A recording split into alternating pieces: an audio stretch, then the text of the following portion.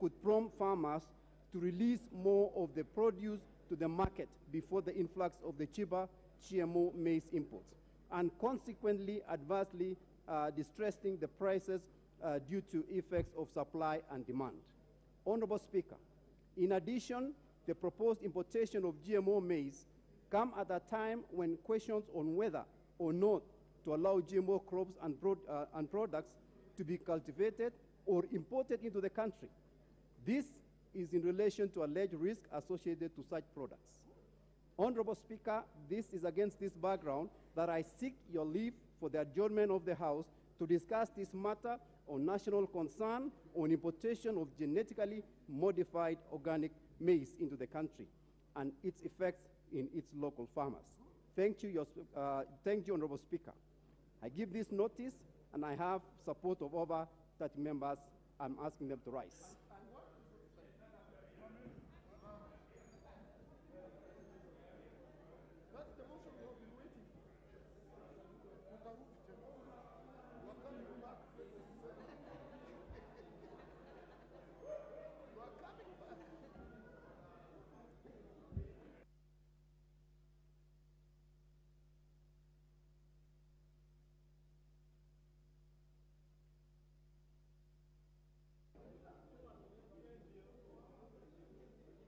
Honorable members, the motion by the member for Mosop and the member for Madare have sufficient support, and we will allocate them time.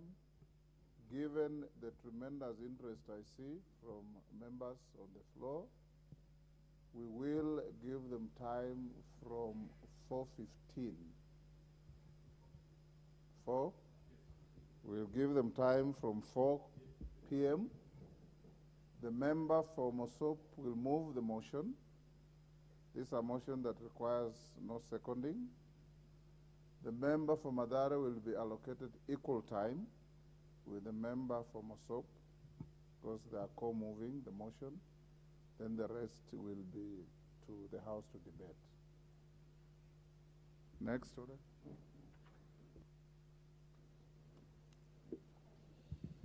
Order number 7, questions and statements.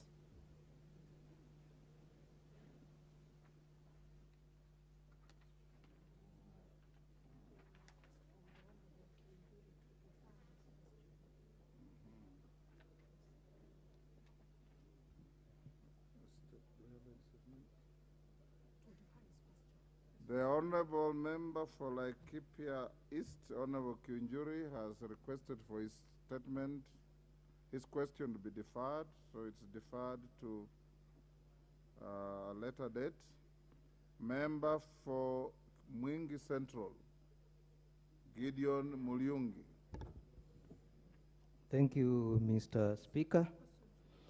I rise to ask question number 20 of 2022 to the Cabinet Secretary for Water, Sanitation and Irrigation. Number 1, what plans has the ministry put in place to construct and develop dams, boreholes, and water pans in Mwingi Central constituency? Number 2, could the Cabinet Secretary submit a list of dams, boreholes, water pans, and the piped water supply lines constructed or developed by the national government in Mwingi Central, Mwingi West, Mwingi North constituencies from 2017-2018 financial years to date? Number 3, in view of the fact that Mwingi Central constituency, and in particular Mwingi town, lacks adequate and reliable clean water supply that forces residents to use donkeys to fetch water from dry season or rivers, when shall the ministry allocate sufficient resources to improve water supply in this area? Number 4, what measures has the ministry taken to ensure the construction and development of dams, boreholes, and water pans in Mwingi Central constituency? Mr. Speaker, I see that the question is erroneously the question to be replied. Honourable Member, the question will be directed to the Committee on Blue Economy and Irrigation. Thank you, Mr. Speaker. Thank you. Next, the member for Kisumu Central, Oron Odongo. Microphone. Thank you, Honorable Speaker. Honorable Speaker, I rise on question number 21 of 2022 to the Cabinet Secretary for Environment and Forestry.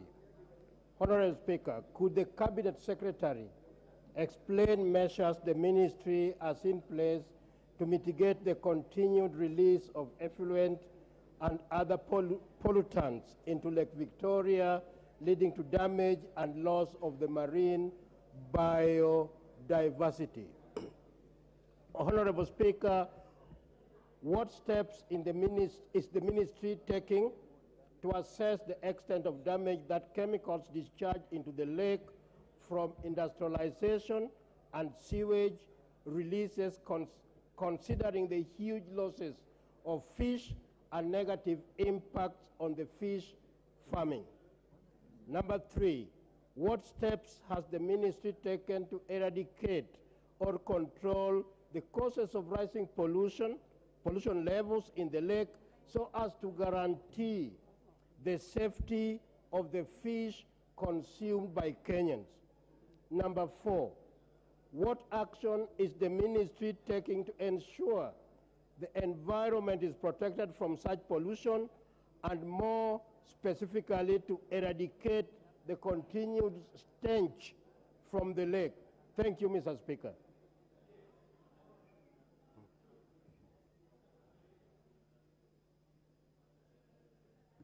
Thank you, Honourable Member. The question is committed to the Departmental Committee on Environment, Forest and Mining. Member Fondiwa, Martin Owino.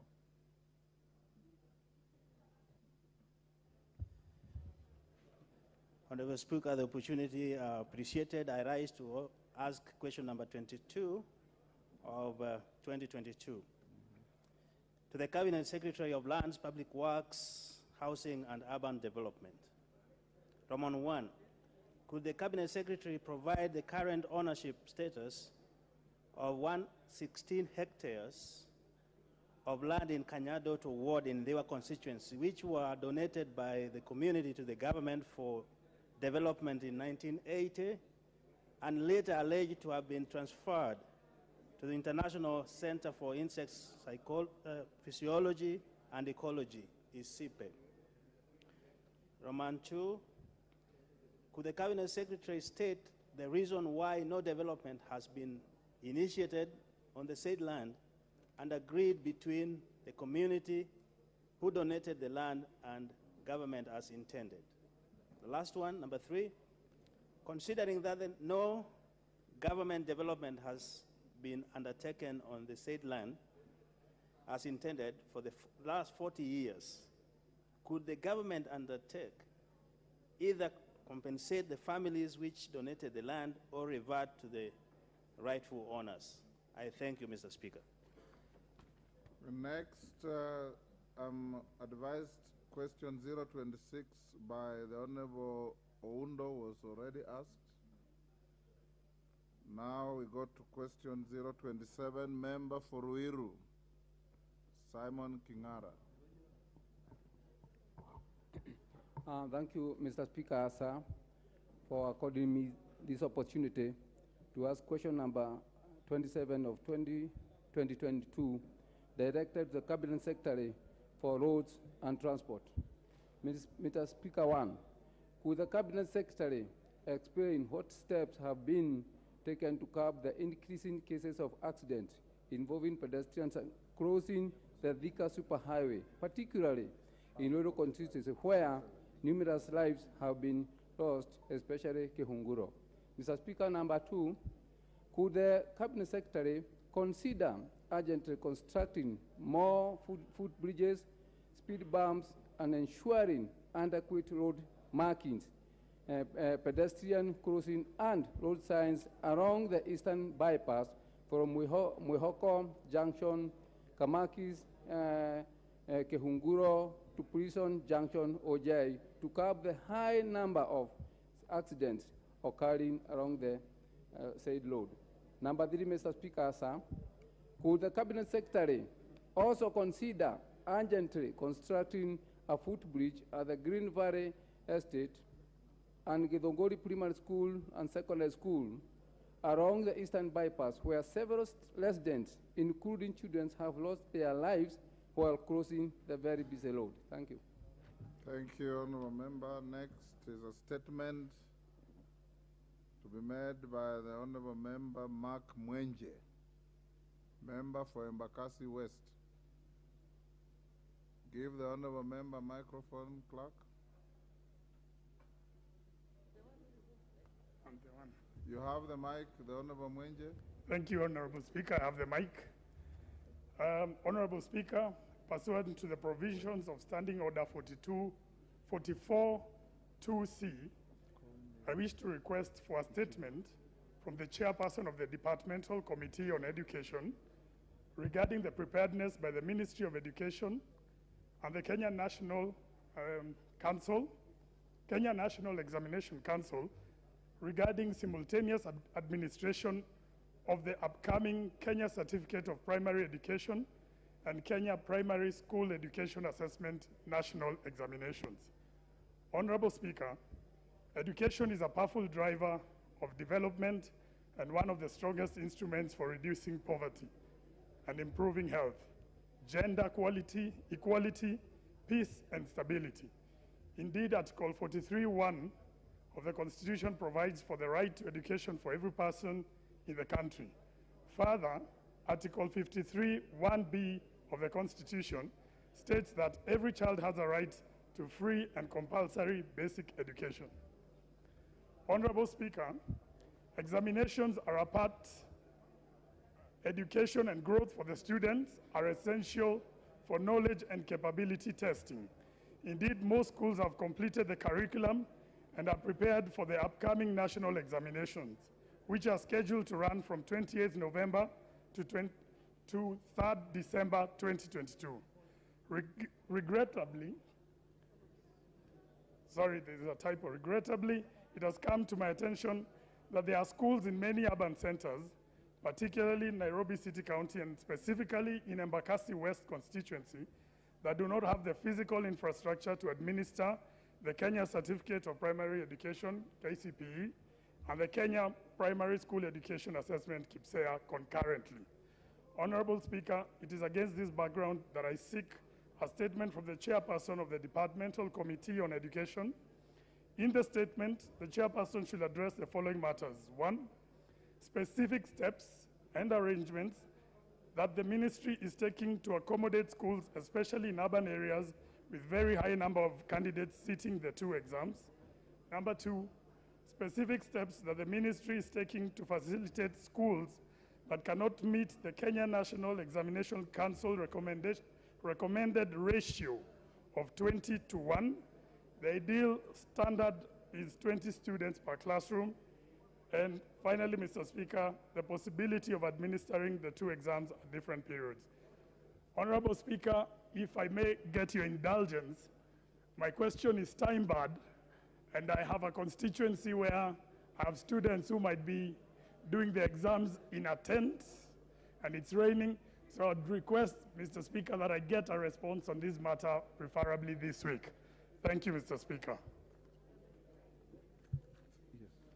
Thank you, Honorable Mwenje. Honorable members, we will, yes.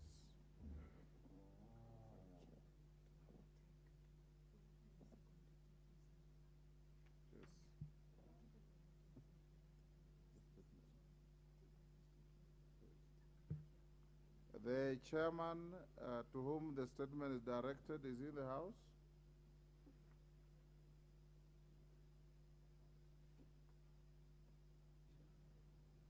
The Committee on Education. Majority Leader, if you listened to the statement by the Honorable Mwenje, it is very urgent, and I don't see the Chair of Education. Can you undertake that the response be on Thursday afternoon? Yes, Honorable Speaker, I think I can undertake that because already the chair was here, but I'm sure he has gone to my office. I don't know to do what, and I'm here. How can he leave you in the chamber to go to your office? I just heard that he has gone to my office. I don't know to do what, and I'm here. But Honorable Speaker, I can undertake and indicate to the Honorable Member that indeed the Cabinet Secretary for Education paid a courtesy call to my office this morning. And since I was privy to that question, he's already appraised of the issue, and I therefore can undertake to have an answer by Thursday. Thursday afternoon. Honorable Mwenje, it's so ordered.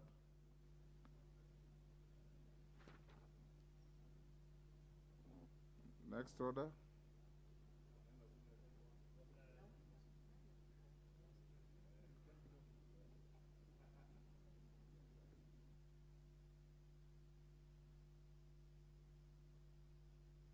Honorable Posing here?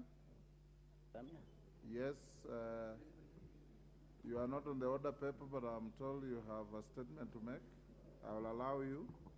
Yes, I thank you, Speaker, and you have approved the statement. So thank you, Speaker. Honorable Speaker, pursuant to Standing Order 44.2c, I wish to request for a statement from the Leader of Majority Party regarding the planned importation of 10 million bags of maize for 6 months period, Honorable Speaker. Honorable Speaker. Statement is directed at you. Very critical. National interest. Thank you, Honorable Speaker. Honorable Speaker, according to Honorable Speaker, while millions of Kenyans are facing severe hunger due to drought, the move to allow importation of maize into the country for the next 6 months will jeopardize several farmers who are due to harvest and are already harvesting, Honorable Speaker, this month of November and December. Honorable Speaker, according to the maize production forecast of November 2021 by the Ministry of Agriculture and Livestock Development, the maize farmers in North Rift produced, Honorable Speaker, more than 18 million bags of maize, Speaker. Speaker, further, many farmers from the food basket counties of Trans Nzoia, Uasin Gishu, West Pokot, Baringo, Elgeyo Marakwet, Nakuru, and Bungoma have invested colossal amount of money, Honorable Speaker, on farm inputs, which is estimated at 60,850 per acre, and are exposed and are expecting to harvest about 25 bags per acre in the upcoming harvest season. Speaker, further, it is against this background that I seek for the statement from the Leader of Majority Party to inquire into and report on the following. Number one, reasons why the government is determined to import the 10 million bags of maize when farmers are likely to produce even more than that, Honorable Speaker. Number two, could the government consider halting the planned importation of the 10 million bags of maize to create market for the maize that is likely to be harvested by our local farmers? And finally, Speaker, three, could the government consider opening the National Cereals Board in this country to buy maize from the farmers at a cost of minimum 3,600? I thank you, Honorable Speaker. Majority Leader, when can you respond to that statement?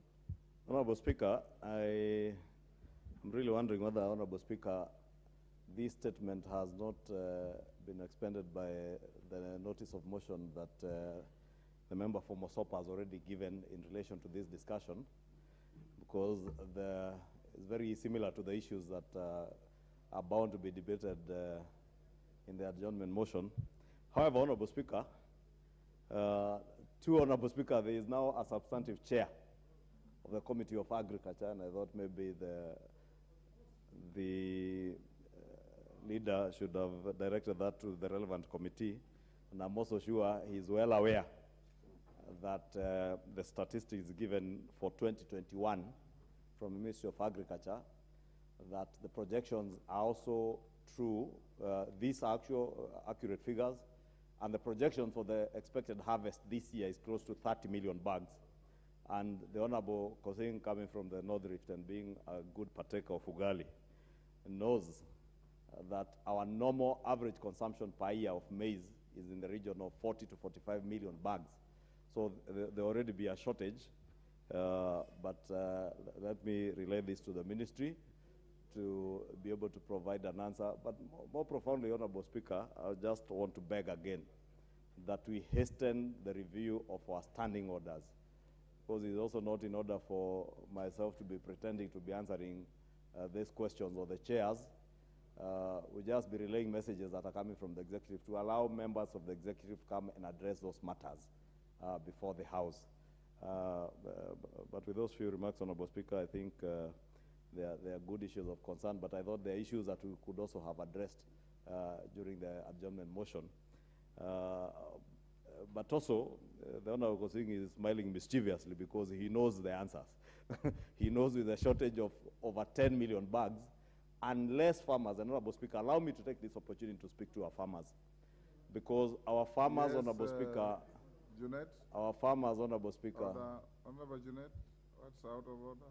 Mr. Speaker, thank you for indulging me. Mr. Speaker, is it in order for the majority leader to behave in a manner that like he's answering the question on behalf of the executive when he's supposed to go and fetch for answers from the executive? Mr. Speaker, stick to your role. You refuse to be a minister on your own volition. Stick to your role.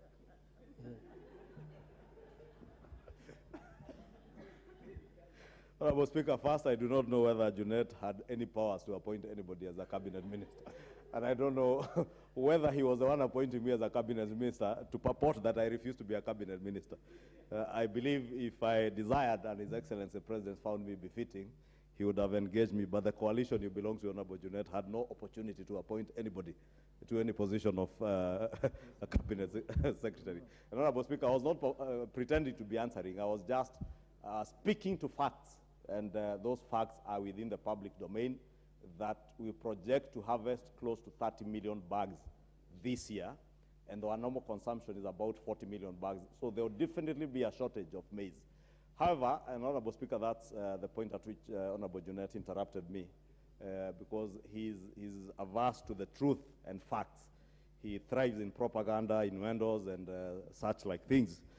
But facts of the matter, Honorable Speaker, are that with the anticipated shortage, Honorable Speaker. Honorable Junet, what is... Mr. Speaker, you know, this is a house of records, Mr. Speaker. When you insinuate or when you say that I thrive on propaganda and when, Mr. Speaker, this man used to be a very good man before he became the majority leader. Now power has gotten into his head. Mr. Speaker, we need to take him to rehabilitation in this this session that we are, this recess, this long recess. And I'm traveling with him, I'll tell him what to do. Please, Chairman, you're a good man, Bana. These small jobs that we are given, we have gone through this.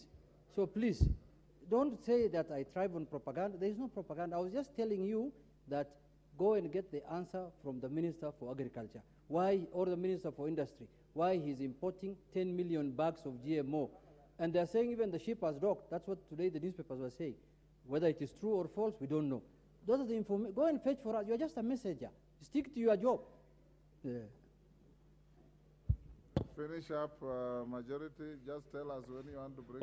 Honorable Speaker, you know, when I said the Honorable Junet thrives in propaganda, he's now quoting newspapers that it's only him who seems to have read those newspapers. I read his tweet yesterday speaking to matters that are already before a committee of this House where he sits in.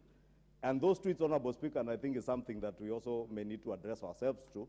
You cannot be tweeting on matters that are before committees of the House contrary to Standing Order 86. And he was is a member of that committee and never attends committee sittings. There is a point of order from the Honorable Ferdinand. Give him the mic.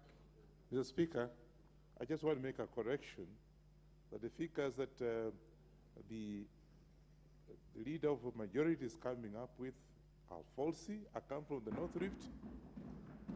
What there is that we estimated, and in fact, Mr. Speaker, there are farmers who have refused to sell maize for the previous season. If you add up this, we are talking about 48 million bags. So the figures that the leader is coming up with, I want just to correct him in good faith that I'm not correct. Thank you. Thank you, Honorable Speaker. And now that is advice now, Honorable Speaker, that the House can take, because the Honorable Ferdinand Wanyonyi not only represents farmers, but he's also a maize farmer. And he's speaking facts. And it's only that probably he didn't get, I said the estimated harvest for this year is about 30 million bags. But I was also saying I take this opportunity to speak to our farmers. And that is where now we converge with Honorable Wanyonyi, that indeed there are farmers who are holding maize. And some farmers are actually holding maize. And that's why I wanted to speak to our farmers to allow the forces of demand and supply to prevail. Because what will happen if farmers continue holding maize, then you may force importation to check in, and then the market is flooded with maize, and the prices will come down. So I just want to plead to farmers, even as we seek answers from the ministry, because this is not something that I even need the ministry to answer, Honorable Junet. I am a student of economics, and I know the forces of demand and supply. If farmers continue holding maize, and as they wait for prices to go up, if government then decides there is no supply of maize and imports, the prices will come down. So it's only fair to advise our farmers, those who are holding maize from the last harvest and those who are harvesting now, to release that maize to the market to help our people be able to consume maize that is affordable, Honorable Speaker, and for the Honorable Junet to access. And therefore, we'll be seeking for an answer from the ministry and give an answer in the next 1 week, Honorable Speaker. Honorable members, Honorable Majority Leader, when are you or the committee chair bringing a response to that statement? Can we do it on Tuesday afternoon? Tuesday next week? Indeed, Honorable Speaker, I had indicated in 1 week, which comes to Tuesday next week. And I hope the Honorable Junet will be in the chamber, Honorable Speaker.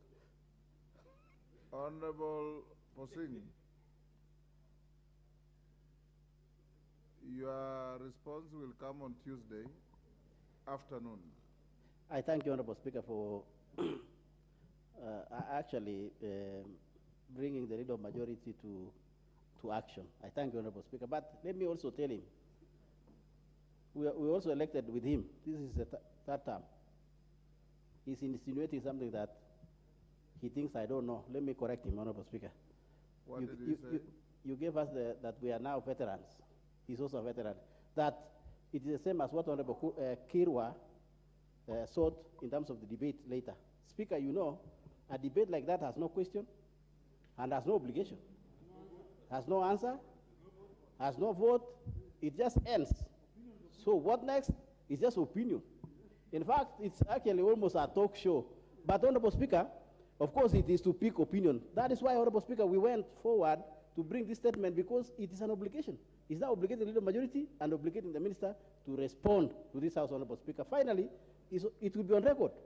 This debate of 10 million and farmers losing is likely to continue, Honorable Speaker, and that will be on record now to be followed after that, Honorable Speaker. I thank you. You are anticipating an answer. You've asked a question or made a statement, and you've been told you'll get a response on Tuesday. Hold your horses. If the response is inadequate, you'll be given enough time to say what you are attempting to say. Honorable Kirwa, I directed that we start your debate at 4. We have 2 minutes to 4.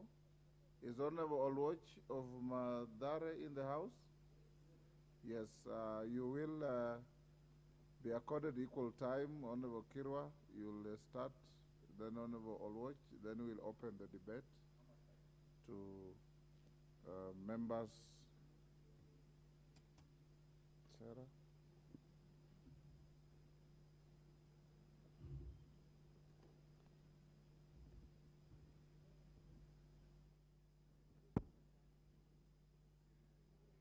one of the two members will have 10 minutes. Okay. So compose your thoughts, focus your ideas and facts so that you communicate in 10 minutes. Honorable Watch, 10 minutes. Then the rest of members will have 5 minutes each. And I sought tremendous interest in the matter. We will, if we exhaust this, then we'll come back to order number 8. You may proceed, member for Mosop. Honorable Speaker, I beg to move a motion. Pass on to standing order number 33-1, arise to seek leave for adjournment of the House in order to discuss definite matter of urgent national importance regarding importation of genetically modified GMO maize into the country. Honorable Speaker, this is an issue that is very urgent and it needs an attention of the nation. This time, Mr. Speaker, in most of the areas in Rift Valley and also areas that produce maize, it's harvesting time. And this year we are expecting a huge harvest because of good rains. But unfortunately, Mr. Speaker, we are experiencing when the government decided, or the CS of Trade and decided that investment and industry decided that he is going to import 10 million bags of maize into the country at a time that most of the farmers are expecting to harvest and sell. This has created a lot of issues from our farmers. I was at home yesterday and so many farmers came asking me, Honorable Member, what are we doing with the maize that we are going to harvest? Where are we going to sell it? Honorable Speaker, we expect to harvest approximately 30 to 40 million bags this year. And as we speak, National Cereals and Produce Board has not opened its doors. They have not started to buy, and I got a chance to go to the National Cereals and Produce Board. I met with the management. I asked them, when are you going to start purchasing or opening your doors? They have no idea. So farmers are left with millions of bags in their homes. They don't know where to sell them, and the government or the ministry has already imported 10 million bags, and they will start selling those bags of maize to the to the bakers. So the question that we are bringing here, before even the cassette men went out, if it's true that the ship has already docked in Mombasa, and we were yet to verify, with 200,000 bags, with 37 more vessels expected in the country. The question that we are asking the ministry, why import maize at such a time as this when the farmers have sufficient and we have enough maize already in the country? Two, the question that we're still asking the ministry is the issue of importing the GMO maize.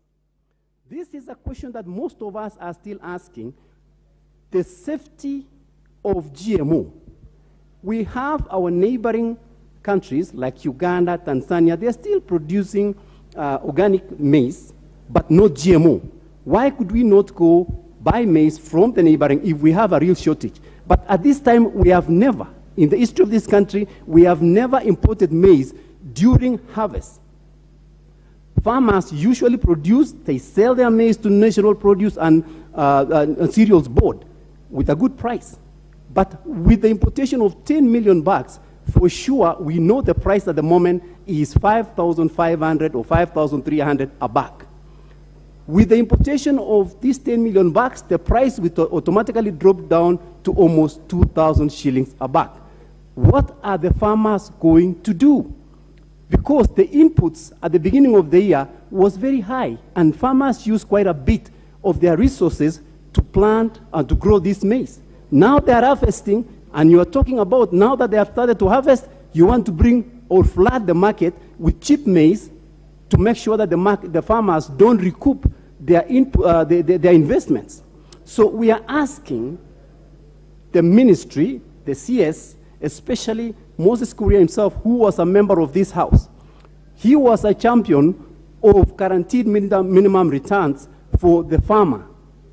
But now that he's the CS, he is the one who has authorized the importation of 10 million bags without now talking about the guaranteed minimum returns for our farmers. So we are asking, what changed? A champion who used to champion the cost of the farmers is the first person who has now imported the maize, and we believe it will be a lot cheaper. So, Madam Speaker, my concern, and we are requesting the Committee of Agriculture to summon the Minister of Agriculture and also for Trade to come into the House and explain to us what was the logic behind the importation of 10 million bags of maize into the country when we have a robust harvest, when we actually harvesting quite a number of, because as of yesterday when I was going around most parts of my constituency, so many farmers have already harvested and they are waiting for the cereals to open their doors. But before they open the doors, now we are seeing 10 million, so many bags have already come into the country. So this motion specifically was to ask, and I know members will have to contribute to this, to ask as to what logic did we go into? And then two, what have we done about the safety of genetically modified organic maize? Previous times, this issue has been discussed in this House, and there was different views. As of today, no conclusion has been reached if GMO is really safe or not safe. So if we have already imported 10 million bags and we are not guaranteed the safety of this maize, and soon it will get into the millers, millers are going to grind and package it and start selling on the supermarkets, which will mean in a few weeks we will be consuming GMO maize. And so the question is, what is the safety of this maize we are about to consume? So we are asking to hold the cassettlement of this importation. We are requesting that we sit down and we discuss, we review the safety of the GMO, and then now, at that point, we move forward with the importation. But we are talking of the maize, and if we are yet to confirm, because we don't know, but we are yet to confirm if the maize has actually arrived. How did the maize arrive before the cassettlement is done? Two, what have we done about the safety of this maize, the GMO maize? Is the House in agreement of importing this maize, the GMO maize? But the main question is, let's not import the maize at a time when most of our farmers who actually depend on maize for food, they depend on this maize to pay the school fees of their children and livelihood and everything else. And if the price go down, farmers will end up not even growing maize the coming season, because if the prices are so low and they lose so much money, we can end up into a situation where maize in the country will not be an option. The breadbasket of Kenya, the Rift Valley area, and most of those areas, people are going to sort into other crops, and we might end up not having enough maize again in the coming years. So, Madam Speaker, allow me to end here as I support this motion, that we actually look into this issue, we stop this importation for now until these matters are addressed and we have a conclusive way forward. Thank you again, Mr. Speaker. Madam Speaker. Honorable Member, Honorable Anthony Alwot, you have 10 minutes. Thereafter, members will have 5 minutes each.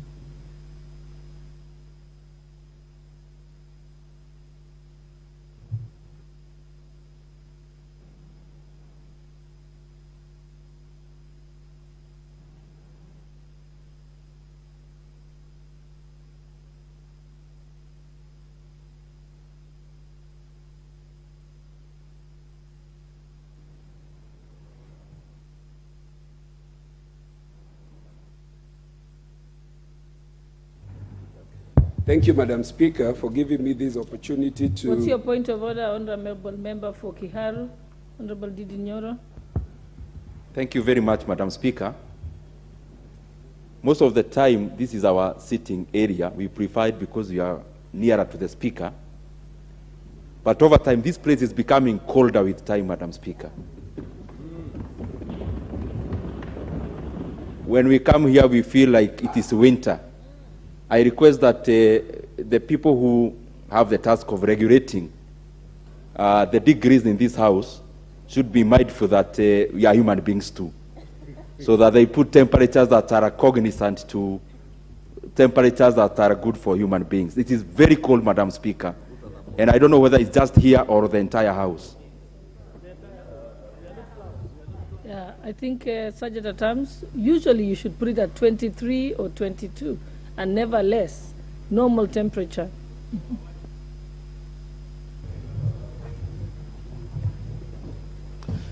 Thank you, Madam Speaker.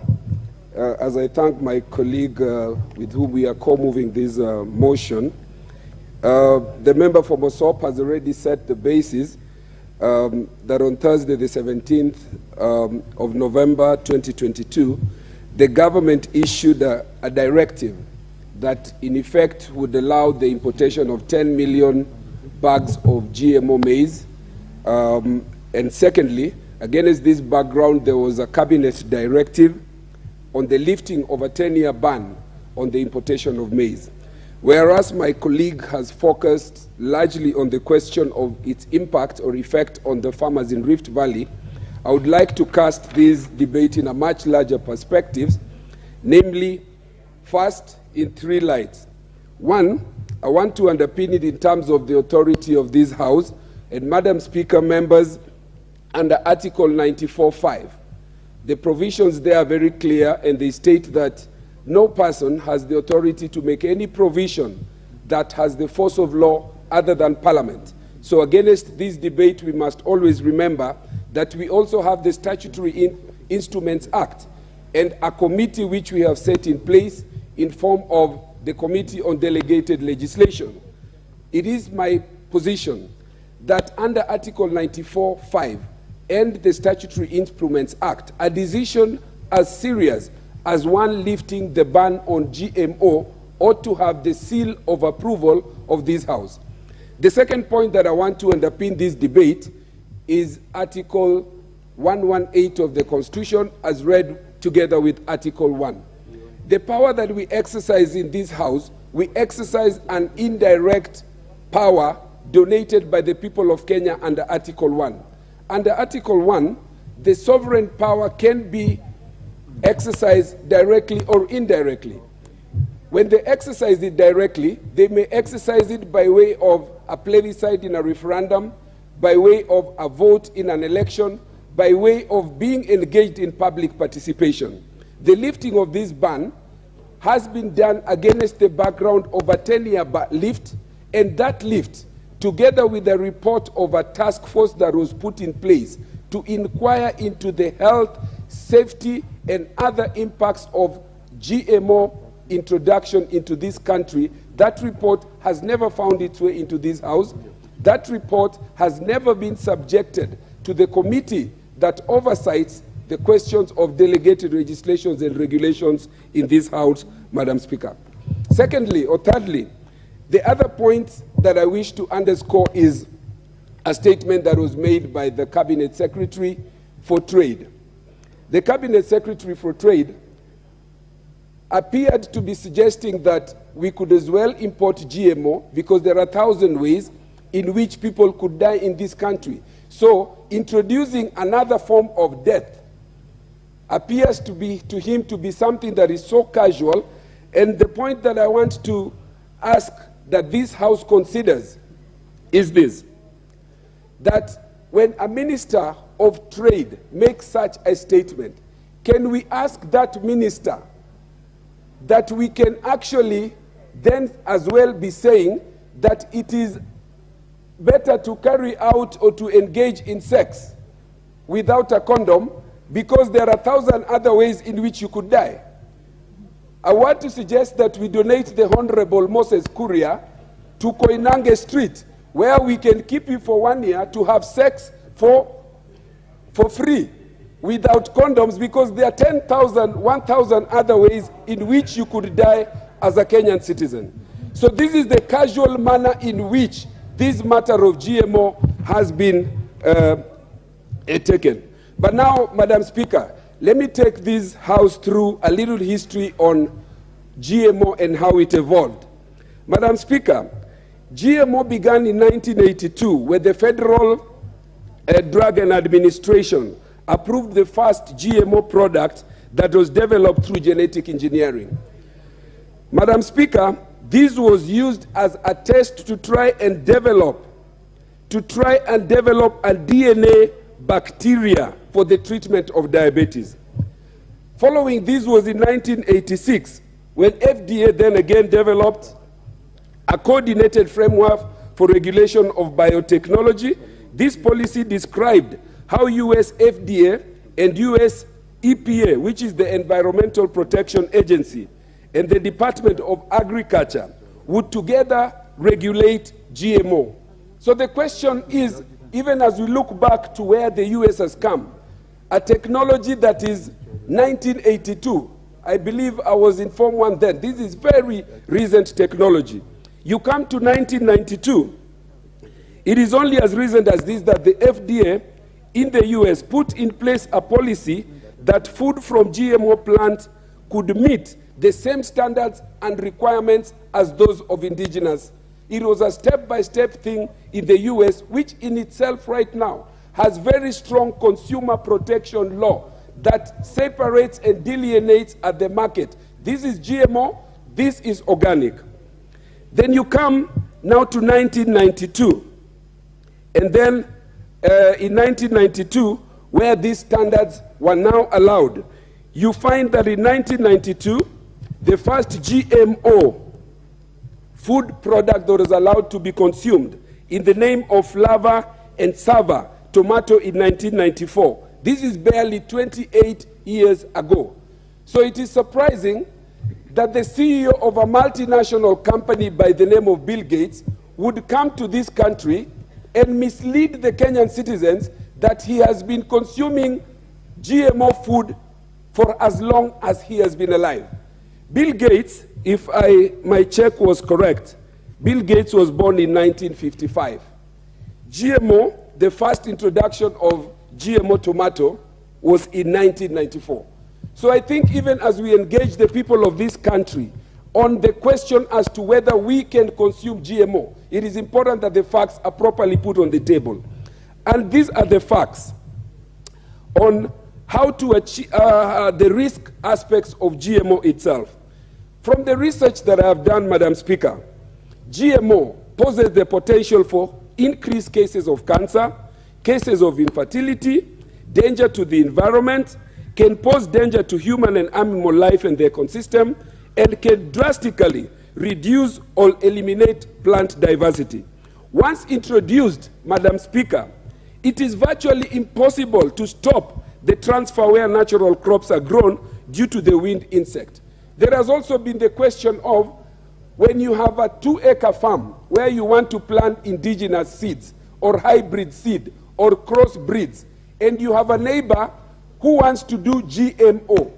There is absolutely no non-scientific means by which you can be able to prevent the impact of what would happen through pollination, through insect transfer, through wind and other natural ways in which you can be able to prevent your indigenous plants and seeds from being affected by GMO. Madam Speaker, even as we adopt or are attempting to adopt GMO, it is important that this House knows that there are countries, the very same Western countries, that have run away from GMO. In Europe, Germany, France, Austria, Greece, Hungary, Netherlands, Lithuania, Luxembourg, etc. have rejected GMO. In the Americas, Venezuela, Ecuador, Peru, Venezuela have all rejected the question of GMO. In Africa, Algeria and Madagascar and many more.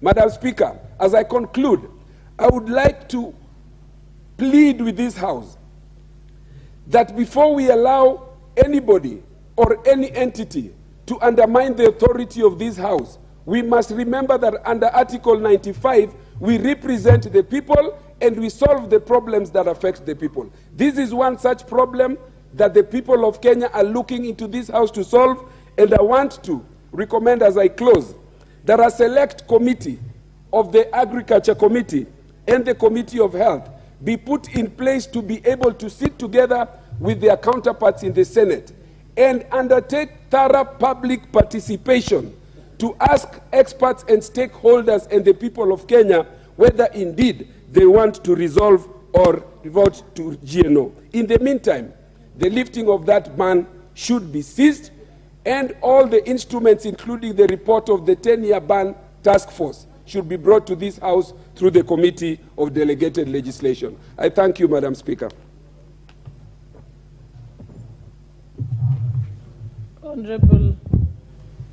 Honorable Leader of Minority.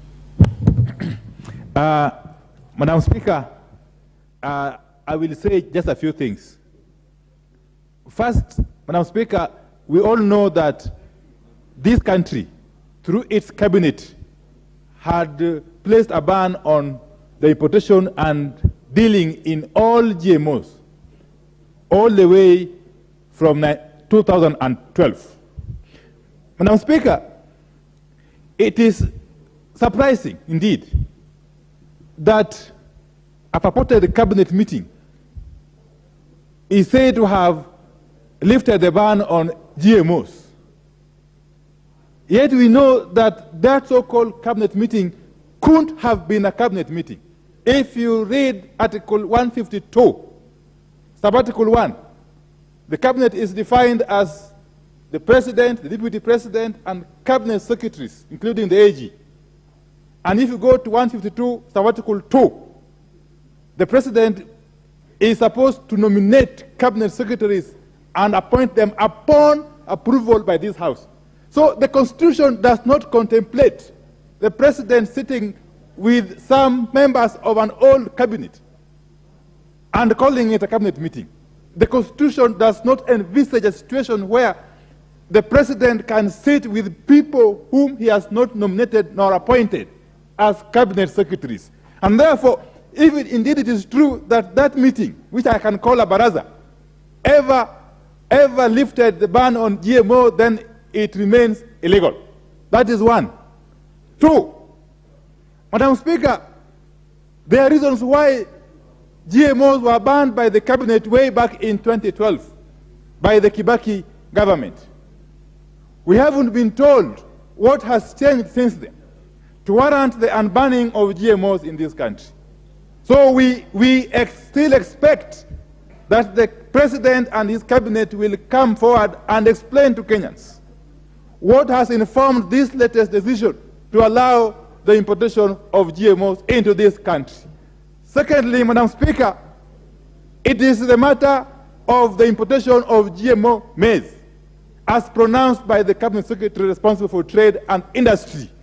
Madam Speaker, first and foremost, I believe we are creating an artificial shortage of maize. I strongly believe that we have got enough maize in this country, including maize which is currently being harvested by our own farmers in Rift Valley and other areas of this country. And even if it were true that there was some shortage of maize in this country to warrant importation of maize, why do you import GMO maize? Do we have a shortage of conventional maize in the market? Are we having a shortage of conventional maize in the world market to warrant us importing GMO maize for the first time in this country? And secondly, Madam Speaker, secondly, this importation of the 10 million bags or so of maize, when was it sanctioned? By who? And what is the procurement process within the meaning of Public Procurement and Asset Disposal Act of 2015? What procedure has been followed in the importation or in the impending importation of these 10 million bags of maize, Madam Speaker? Could we be creating an artificial shortage, creating a crisis to enable racketeers to start benefiting from issues that actually are of great concern to the country? As Honorable Janet was saying a while ago, There are reports that already maize has docked in Mombasa. When was this maize imported? When was the procurement done? From who? At what cost, Madam Speaker? Madam Speaker, as we speak, farmers in Rift Valley are facing a serious threat of being left with their maize in their homes or in their farms. Because if you bring in this maize, Madam Speaker, and somebody is saying that farmers are hoarding maize, farmers are not mad. They are not crazy to hoard maize for nothing. Every other farmer would want to sell their produce to get money. Farmers have got no school fees. Farmers are having problems. No one in their right senses would hoard maize or any other commodity if they can sell it and get money. And therefore, the argument that farmers are hoarding maize is not true. Farmers in this country have suffered for too long.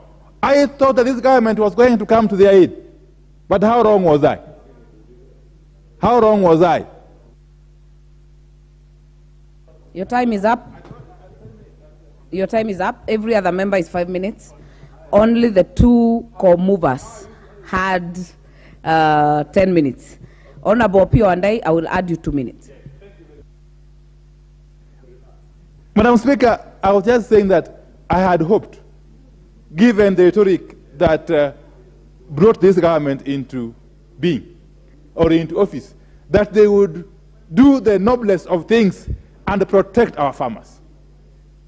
But if in the first 60 days in office, the first targets, the first victims of this government are farmers, the first victims of this government, which came into power on the basis of hustler empowerment, is farmers.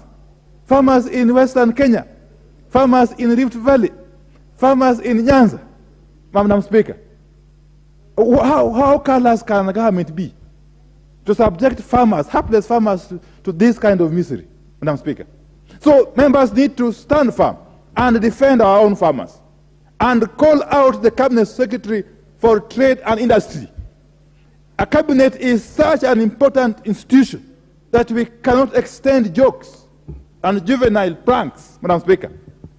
Madam Speaker, Cabinet Secretaries swear to uphold the Constitution and protect the dignity of the offices that they hold. And therefore, I will fully support any effort or any initiative to rein in such Cabinet Secretaries that will subject this country to unnecessary ridicule. Thank you, Madam Speaker. All right. This chance will go to the member for Kangema, Honorable Peter Kiungi.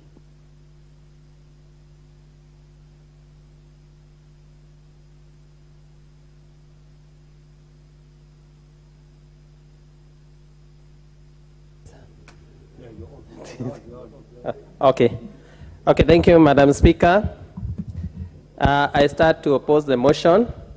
Madam Speaker, the issue of GMO has been used by civil societies and people who oppose it and oppose its use without facts.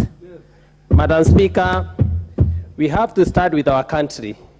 In 1984, I was a young boy when the country was at a high drought, and the country, we were supplied with yellow maize.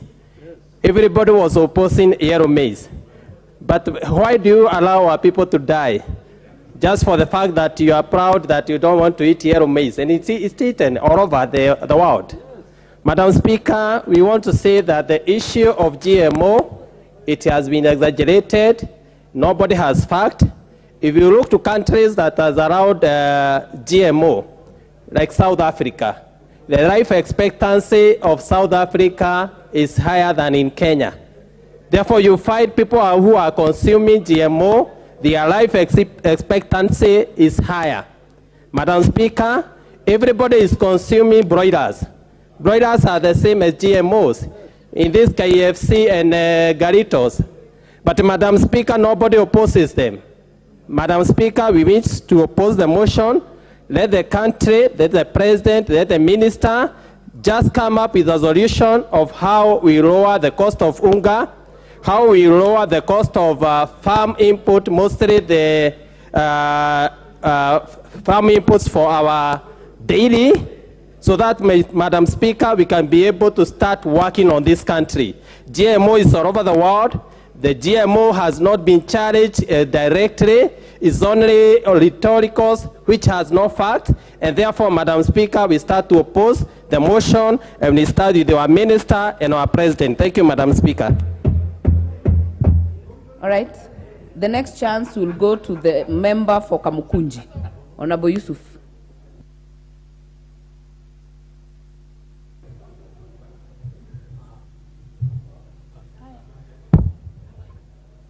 Thank you, Madam Speaker.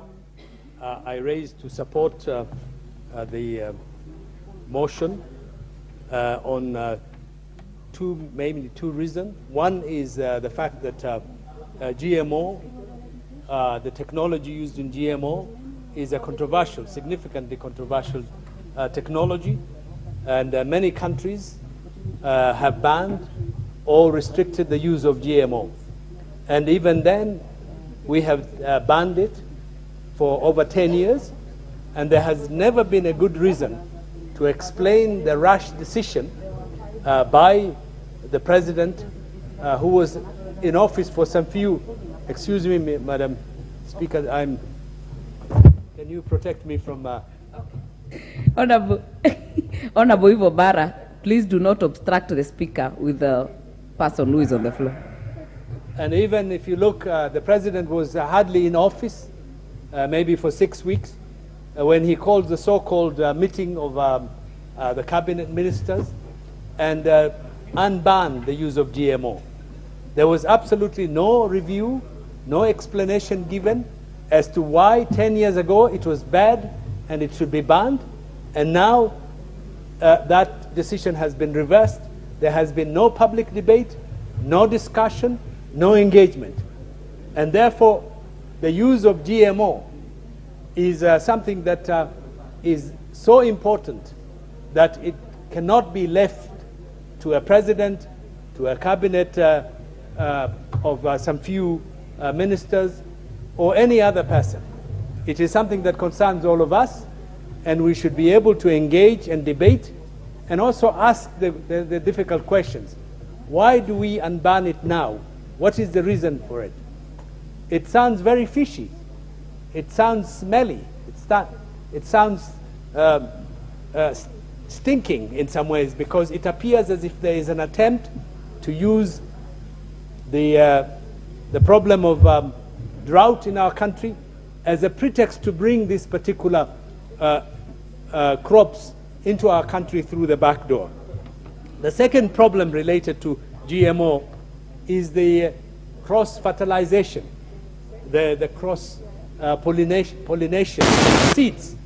And these seeds are controlled and produced by big biotechnical transnational companies that are abroad. And those seeds are going to be very expensive, first of all. The growers have no rights, and they're going to devastate the local crops, the traditional cultural crops that our peasants and our farmers can plant. And therefore, this would be quite a devastating importation. And finally, Madam Speaker, is the issue of importation of GMO maize. Even if there is a necessity to import, why don't we import non-GMO maize, which is all over the market? It is something that we can purchase and bring into the country. But even then, it is the timing. Why do we bring in this maize at a time when our farmers are harvesting and there is sufficient maize on the market? So the question is, who is benefiting from this? Who is driving this idea? What cartels are likely to cash on this one?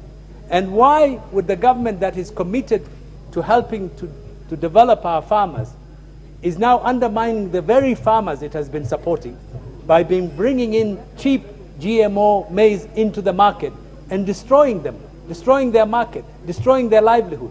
Therefore, I support and I reject the importation. Thank you. Majority Leader. Thank you, Honorable Speaker. And Honorable Speaker, let me just add my voice to this issue. One, Honorable Speaker, on the question of GMO. I think, Honorable Speaker, it's only fair that we address ourselves to both issues that are of science and factual. Because a lot of things are being peddled out there, Honorable Speaker, that may not necessarily be factual. And some based on science or research that was done years ago and has since been reviewed. And, Honorable Speaker, it's only fair that at the appropriate time on the matter of the safety of GMO, we allow ourselves as a House through the relevant committees to interrogate the issues that are at hand, Honorable Speaker. And I know this is just a motion, as somebody alluded to, it's just a motion to talk and not to come up with any particular resolution. And therefore, in my talking, Honorable Speaker, to the issues, one, we must not be afraid of science. Two, Honorable Speaker, we must be very afraid of the peddlers of fear, Honorable Speaker. Because some of the people peddling fear out there stood where I am standing some time back during the Grand Coalition government and spoke loudly in favor of GMO. But today from outside there, Honorable Speaker, they are now speaking from the other end of the mouth, Honorable Speaker. And I don't want to mention names, Honorable Speaker. They know themselves. They know themselves. And I can see the Honorable Pio and I agreeing because he also knows them and they know themselves, Honorable Speaker. And when I say that we speak to facts, Honorable Speaker. What is your point of order, Honorable Pio? Madam Speaker, you know this is a House of Records. It can't be let to pass that I agreed with Honorable Ichungwa on his castigating unnamed persons who have since changed their minds on the matter of GMO. Madam Speaker, you know, we all agree that only fools don't change their minds. And new facts can emerge to warrant you. Honorable Pio and I, that is a point of debate, and you've already contributed to this motion, so the majority leader. Honorable Speaker, the Honorable Pio and I, and he's a very good friend, of course he knows why he had to stand up, because that is a point of debate. And he wanted a debate on the issue because he knows what I'm talking about. And he knows there are peddlers of fear out there. And they know they are peddling fear, Honorable Speaker, not because they are interested in the safety of the health of Kenyans, nor are they interested in the food security of our country, Honorable Speaker, but they are doing politics for the sake of doing politics. And I really want to plead with all of us, even as we contribute to this motion, to avoid the temptation to play politics with a matter that is so sensitive to the people of Kenya. Our people are hungry, Honorable Speaker. And Honorable Speaker, science and innovation comes to help us get solutions to problems. And we are a country that year in, year out, every so many years, we are faced with a drought and famine. Honorable Speaker, if we find that certain innovations and science is the solution to some of these problems, Honorable Speaker, we should be bold enough to adopt these changes, Honorable Speaker, and allow our people to enjoy sustainable food security. Honorable Speaker, I did allude to when I was responding to the statement that had been sought by the Honorable Kosing, that indeed it is true that we are likely to have a better harvest this year from the statistics that we are seeing than what was there last year, Honorable Speaker. But that doesn't mean there will be no shortage of maize. As I indicated, we are the ministry is projecting close to about 30 million bags against a demand of 40 million bags.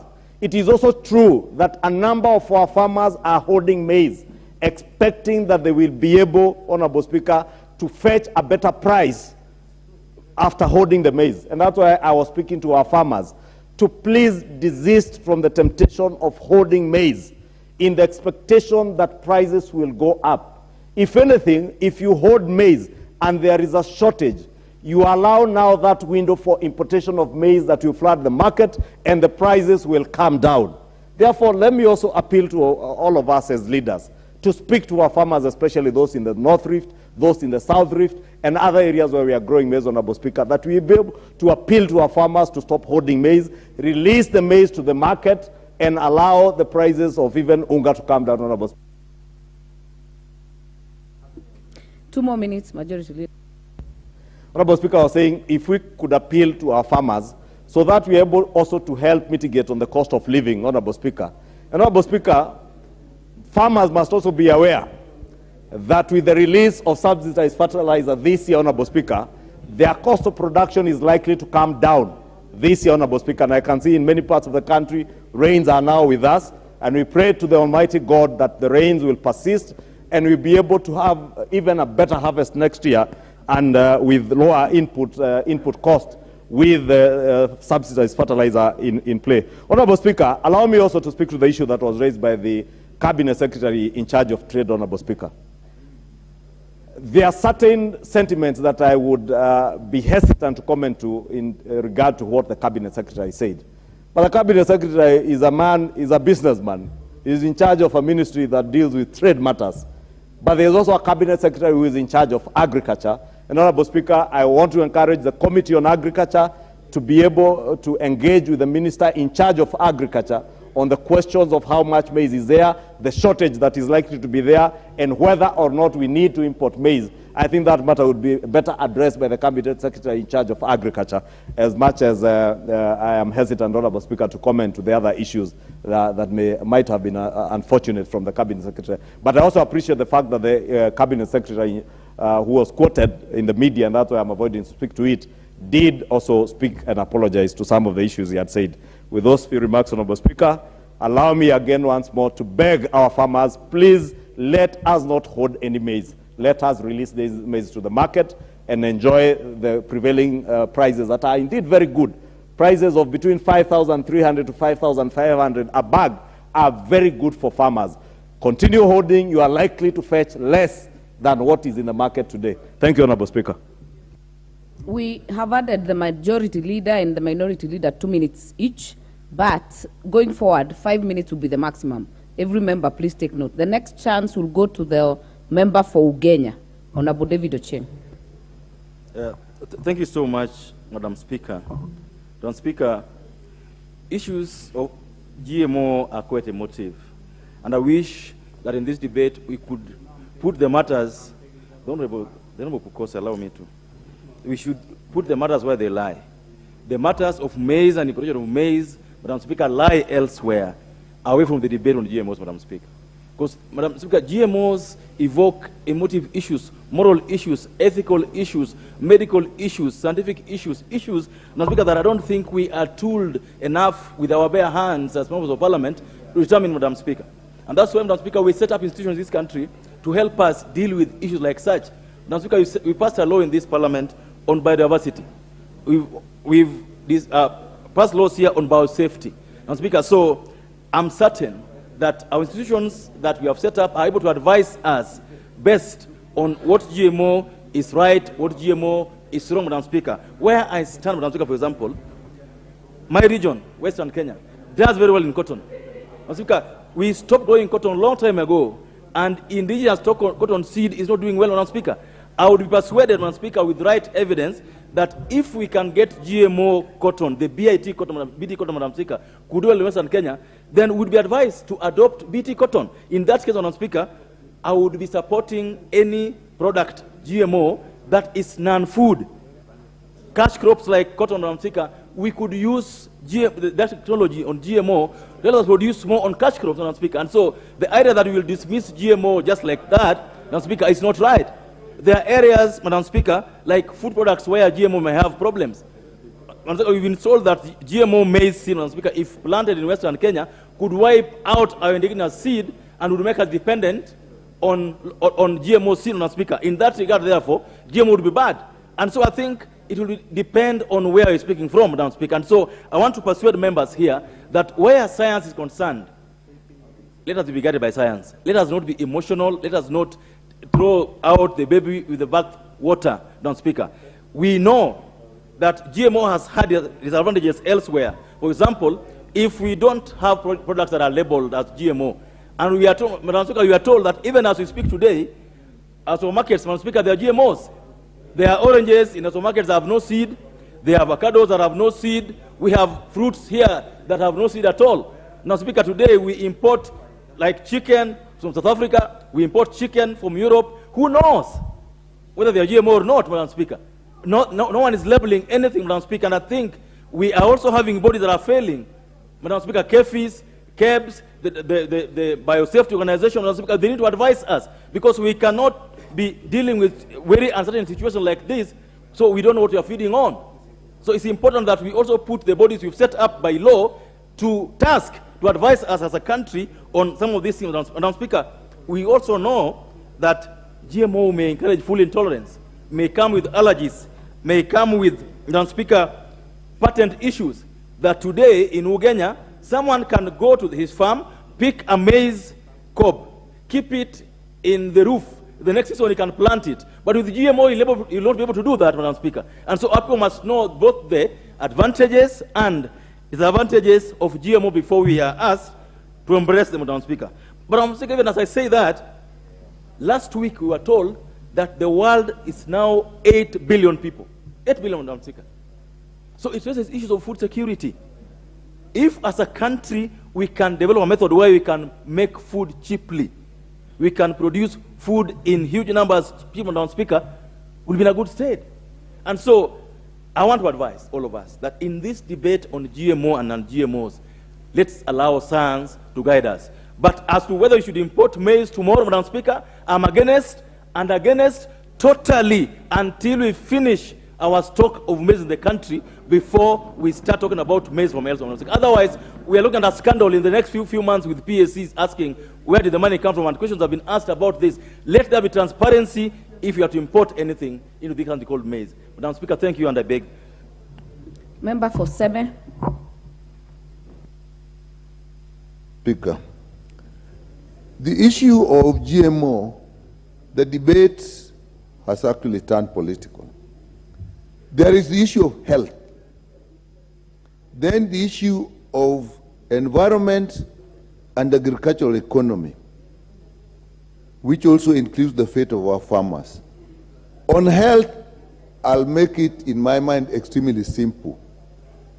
The data we have on GMO is not conclusive. There is data that indicates that GMO is actually safe. There is also data that indicates that GMO is not safe. The rule of the thumb in health, if there is doubt, you avoid it. You do not take the risk.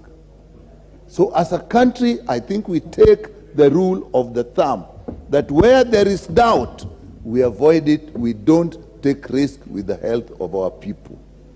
Two, the economic element is even bigger, and that is why it is being pushed from outside. And that is simple. When you get these seeds here and you plant these seeds are actually going to affect our seeds.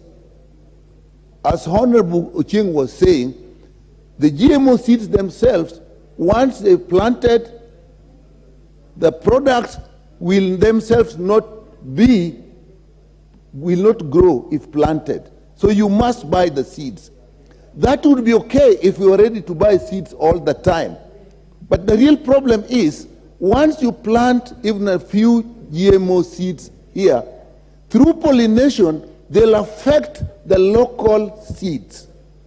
That means even the local seeds, which would propagate themselves easily, so that farmers would now grow and next year take some seeds and plant, will not be able to do that, because the seeds will have now acquired the genes of the seeds that do not propagate themselves further. The effect is we will have to buy seeds all the time, and those seeds are patented. So what they are doing, if we bring these seeds, they'll even bring just a little to actually contaminate our seeds, then it is done. We depend on them. So, Madam Speaker, this is not something we should not move up. Then the third thing is simple. Now this debate has come because farmers are saying they have maize which is not being bought and maize is being imported. Madam Speaker, do we need to make any further consideration? If people say they have maize, then the question comes, why were we importing maize? GMO or not? There must be other motives. To me, it is as simple as that. There are other motives, and therefore I will support the motion and look at it very simply. All the evidence available saying at this time we do not need them. And let's ask ourselves finally, Madam Speaker, do we have shortage of food because we are not using GMO seeds? Our problem with food is to do with our agriculture. Where are our extension workers? How are our irrigation schemes working? We cannot Order members. We cannot solve this problem Honorable Nyikal. of our... Order members. I don't know why your hands are up. Honorable Millie Odhiambo, Honorable Rosa Buyu, no, not the chance. Please put your hands down. Insert your card. If I cannot see you, you know what channels to use, but do not raise your hands. We are not in a classroom, please. So, go on. So, Madam Speaker, if we are not looking after our agriculture, we don't even have extension farmers. We do not have even seeds for our farmers. We do not have fertilizers for our farmers. We are not looking at our irrigation schemes. Is the solution GM maize? We go back and solve the problem, which is safe, which we are sure of scientifically. So, Madam Speaker, I support the motion. It is not time to go to GM foods. The next chance will go to the member for Marakwet West, Honorable Timothy Toroitich. Thank you, Madam Speaker, for giving me an opportunity to speak on this subject matter. I want to thank my friend, Honorable Kirwa, for bringing this motion before this House. Madam Speaker, the issue of importation of maize in this country, it is unfortunate. In my own opinion, it is a tragedy of monumental proportions. Madam Speaker, we have enough food supply in this country, especially when it comes to maize. It has never happened, Madam Speaker, in the history of this country, that we are importing maize at a time when at the North Rift and South Rift, we are harvesting maize. Madam Speaker, it has never happened, and we condemn the same in the strongest terms possible. Madam Speaker, if you look at the cost of maize production in this country, this year, fertilizer was 7,000 shillings, diesel price was high, and other farm inputs, the prices were high. So, Madam Speaker, if you look at the cost of production of maize, in where I come from, it totals to 35,000 to 45,000 per acreage. Madam Speaker, if this maize is imported to the country, Madam Speaker, that will mean that the prices will drop, and that is what we stand to condemn before this House. Madam Speaker, on the issue of GMO, I have no more authority to discuss the same because I'm not a scientist, but there is a controversy on whether the same is good or bad for human consumption. Madam Speaker, if there is a controversy, then the same should be discarded because the same was lifted, the ban was lifted by the cabinet, or so they say, without the consultation of this House. Madam Speaker, we stand before this House as the true representative of the people. I'm surprised, Madam Speaker, that even the Committee on Trade, the Committee on Agriculture, the National Assembly committees and the members are not aware of this lifting of the ban and on the importation of the GMO maize. Finally, Madam Speaker, if the importation was necessary, then I believe that there are many other countries that grow maize, and they sell the maize at a cheaper price.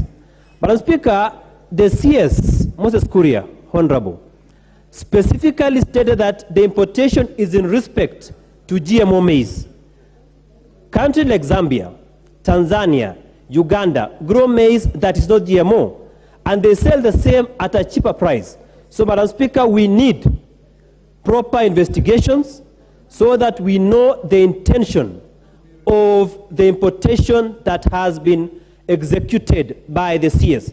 Madam Speaker, we are informed, although the allegations that as we speak, there is a ship that has docked in Mombasa port, and the same is carrying 10,000 bags of maize. Madam Speaker, how can the same be done without gazettement of the same? So we need to look into this issue critically so that at the end of it, we don't disadvantage the hardworking farmers who have gone to the land, they have cultivated, they have planted maize, they're harvesting, and then they get the disadvantage of the price. Number two, we do not import harmful products, harmful maize that our people will consume in this country. Thank you, Madam Speaker. Thank you. The next chance will go to the member for Dagoretti North, Honorable Beatrice Elachi. Thank you, Mr. Speaker. Mr. Speaker, I also rise to support Mr. Speaker. This is Madam Speaker. Madam Speaker.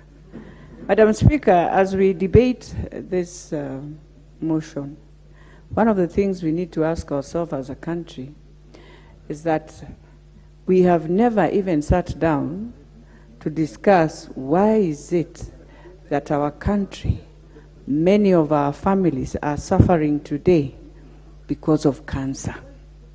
And it is because we decided food is being imported in this country. We will never be told whether they are GMOs, whether they are organic. We have very many fruits that we are eating today that are imported.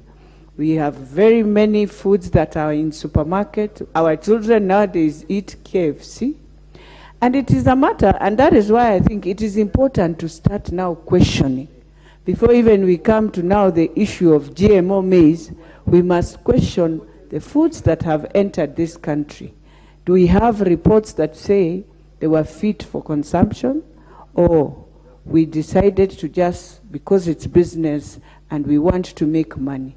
I think that is what is ailing our country.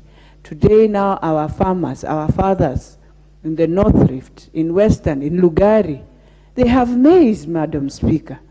And today we are saying that we have 10,000 bags of maize at the port.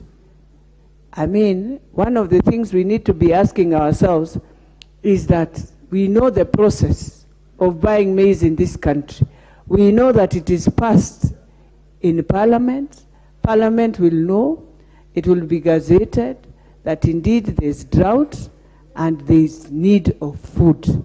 And at that time, we'll be told in the cereal boards, we don't have enough maize. So as we move on as a country, and as we look at the government now, I think it is important for this House to stand firm and remember how the farmers have been crying about their maize, how the farmers were crying in 2017, 2018. And I remember one time when the Senate went to Eldoret, what they went through. I think that is what we are going to go through if we do not stop the government and first of all ensure the maize that are with farmers are bought and with good price. Because when you look at the cost of doing a farm, an acre in this country, surely farmers spend the highest. And yet, we are here, we are about to now bring in cheap maize. We have forgotten they have spent money. We've had COVID. They've had to go through a lot before we arrive to where we are. I think, Madam Speaker, it is unfair for the government to forget we have just come from a pandemic, that we need our farmers to also make money. That you brought in fertilizer. What was the purpose of bringing fertilizer and then now you bring maize? And you have just brought in fertilizer for them again to go planting. Honestly, I think it is like the government looks in the eye of farmers and just decide to abuse their goodness, to abuse, because then they will be able to buy organic and let others, especially those in Nairobi, now to start eating GMO. Because they know in the informal sectors, people are suffering. In the informal settlements, people don't have food. But you can't bring organic. You can't bring GMO for them to survive. And yet we are here saying we don't even have a solution to bring in a good cover to make sure families that are being auctioned by hospitals to be able to survive. So for me, Madam Speaker, as I finalize, I think it is important for the government to have just that respect of those who have just voted them in and to ensure that they can also tread. But more importantly, we as Parliament must question the minister The CS must bring us a report on what research he went through to come up and say we need to import such huge amount of maize into this country. Is it that that country is trying now to come and offload what they planted during COVID in our country? Thank you, Madam Speaker. Thank you. Member for Kimilili. Thank you, Madam Speaker, for giving me this opportunity. I will first begin by saying that I first take instructions from the people of Kimilili constituency, and that I will never use the platform of Parliament to say things that will make them cry. But I will use this platform to say things that will breed hope in them. We have had discussions, Madam Speaker, that we have people in this country who are dying of hunger. They are dying of hunger not because there is no food in this country. They are dying of hunger because they do not have money to buy food so that they can eat, Madam Speaker. Madam Speaker, we campaigned on the platform of guaranteed minimum returns. The issue to protect our local farmers, our local industries. We've been saying, buy Kenya, build Kenya. Madam Speaker, I can testify before any group of people, before any committee, that indeed we have enough maize in North Rift, we have enough maize in Bungoma. Personally, Madam Speaker, I have 2,500 bags of maize in my store. The only available market for this maize are boarding schools. The only available market for this maize are middlemen who come to buy in korokoros in small scale, Madam Speaker. Madam Speaker, traditionally farmers have sold their maize to National Cereals and Produce Board. This government entity as we speak today is closed. When somebody stands and say that farmers are holding maize, Madam Speaker, I feel like I should cry. I feel like we are people who are completely detached with the reality. And when I stand here, Madam Speaker, there is one thing that I will never do. I appreciate the efforts of government of Kenya, led by our President William Ruto, to improve the life of every single citizen in this country. And I will always assist him by not being a chester in the royal crown. I will always say we are naked as a government. I will never mislead the government by saying we are not naked when we are naked, Madam Speaker. Madam Speaker, 10 years ago, the sugarcane industry was doing very well in this country until the discussion began that we don't have enough sugar in this country.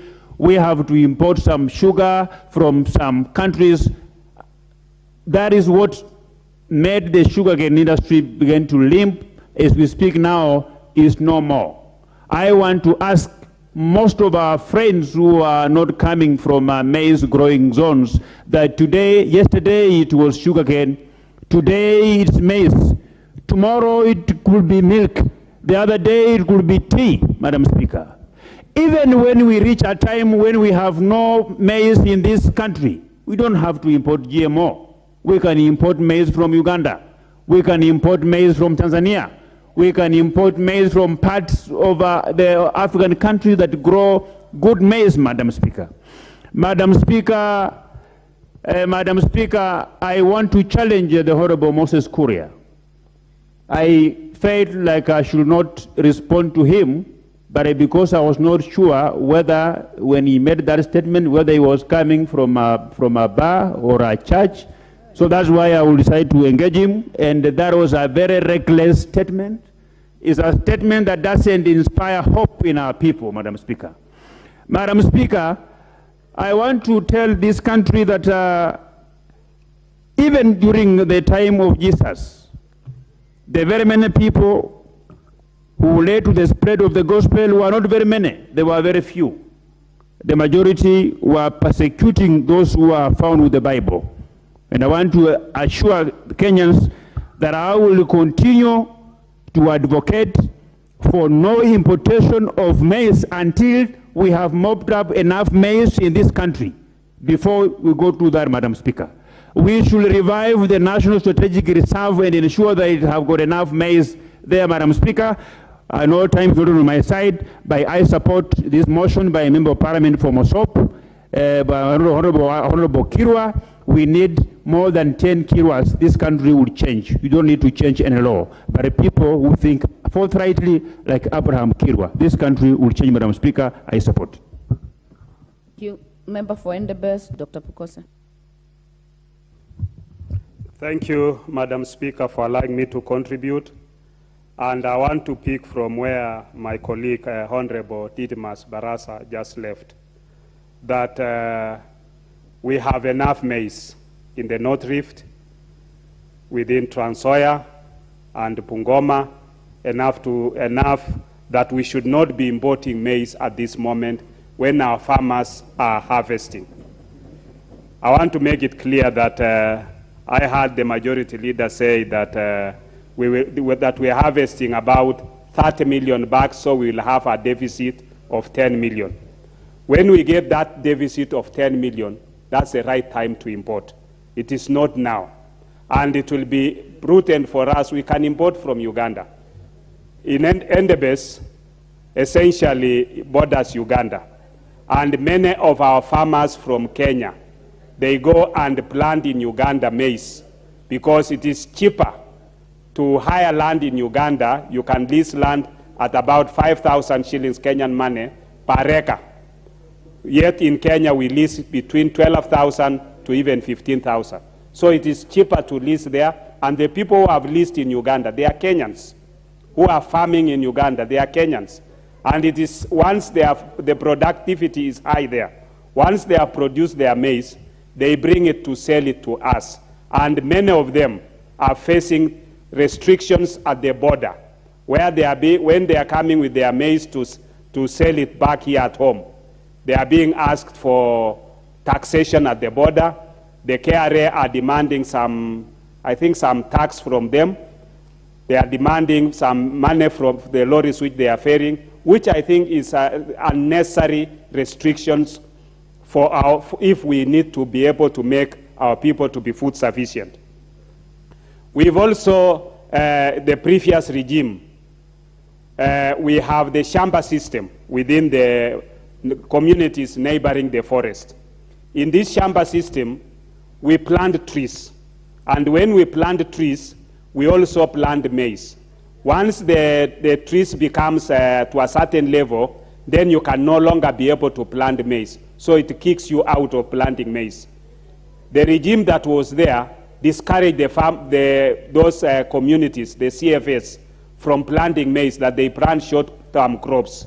These short-term crops were tomatoes, which could not be able to perform in that area. So in a way, we even contributed to food deficit. Because if we had allowed these farmers, in addition to taking care of the trees, because in these areas where they are planting, we call it pellies. These are areas where trees have already been cut and harvested by the timber companies. So the land has been left fallow. The communities surrounding it form the CFS, which now plant maize and plant trees. They are taking care of those trees. Once the trees reach a certain level, it chases away those who are planting maize. So in a way, we've not been able to, we've made our farmers to be poor. We've impoverished them. We've made them not to have any food for themselves. And yet here we are complaining. The government has said we are subsidizing fertilizer, which is a good thing. But let's subsidize fertilizer for the next crop, because the current crop, the cost of production was just too high. We were buying fertilizer at around 6,000. We were buying maize seed at 10 kilogram at around 2,000 or 3,000. Now, then you are plowing because of the cost of fuel. It was also high. Then here we are trying to tell farmers that at this time when the millers are trying to blackmail farmers that we want to import GMOs so that farmers can bring down their prices. It is wrong. The market forces should be able to control. The farmers should be able to sell now their maize at around 6,000 per 90 kilogram. If that is the price, we'll be able to mop out all the maize that is available there. But the government can even do better. They can open national cereal boards and purchase for farmers and feed Kenyans who are not having food in other areas. With those few remarks, I want to stand with the Honorable Kirwa, the member for Mosop, on this important motion on adjournment. Thank you, Madam Speaker. Member for Suba North.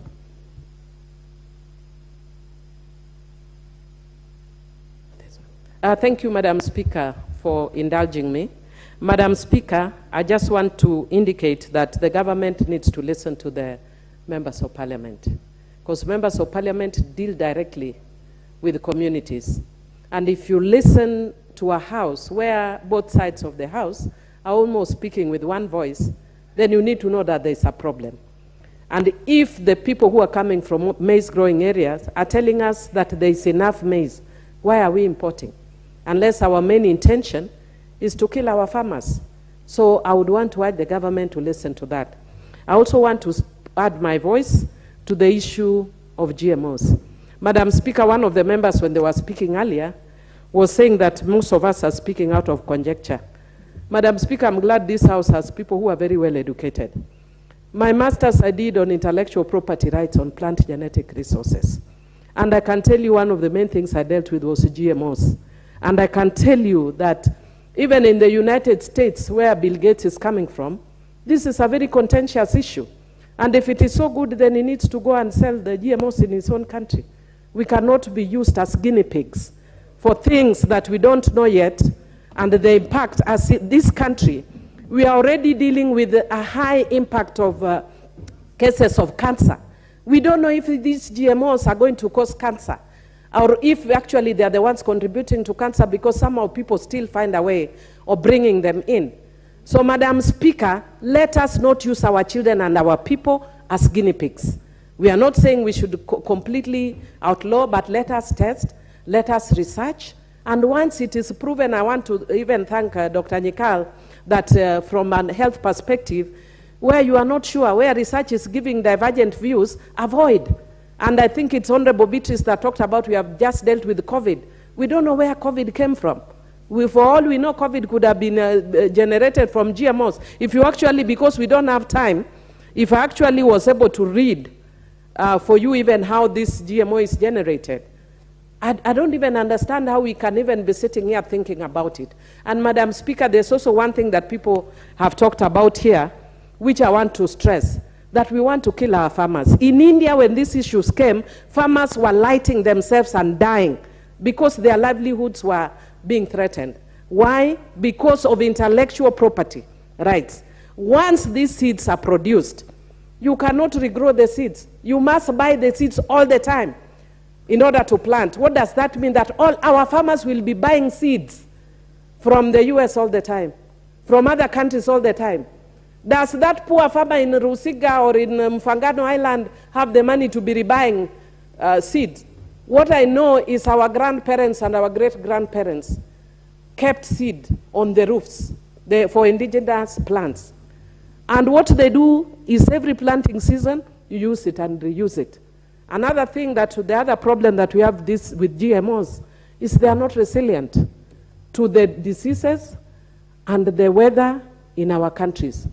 And sometimes they may yield good produce, but if unfortunately they get one attack, because of their homogeneity, the entire populace of crops is destroyed. So let us not, it is proven, it is things which we have learned, which we have looked at. It's not things conjecture. And it is not about politics. When Honorable Sally Kosgei was the minister, and I was here in the 10th Parliament, and she was bringing a bill on that, and I was actually dissuading members from outside there. And she got very upset with me because we were on the same side.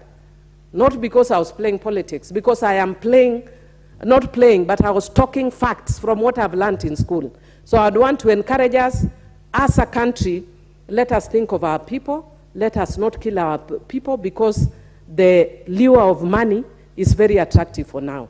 And I just want to encourage my brother Moses Kuria that now he has a very good position. Be careful about what you say.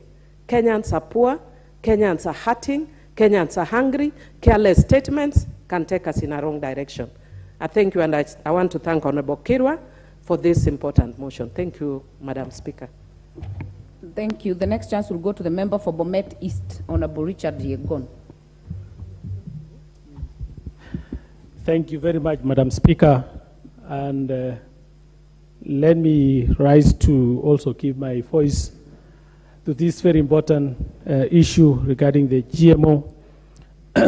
And I would like to say, from the voices of what that we have heard from this August House, it seems that this country has got enough maize, which needs to be checked and made sure that we buy those maize first of all before we go out of this country and procure maize.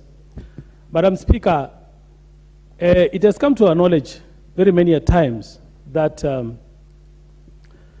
the powers that be normally try to look for things and ways of trying to bring things from outside before checking what is in the country first. In fact, from the area which I come from the South Rift, we used to plant a lot of maize, and it used to do very well until it has reached a time whereby I think there is something which was brought into the South Rift, which is killing maize. And I think if we are not careful again, this thing is going to be taken into the North Rift, where we are getting a lot of a good harvest, and we want to urge the government to make sure that we broaden our issues and check on the North Rift first, and then look at this maize which has been harvested and the one which is being harvested now.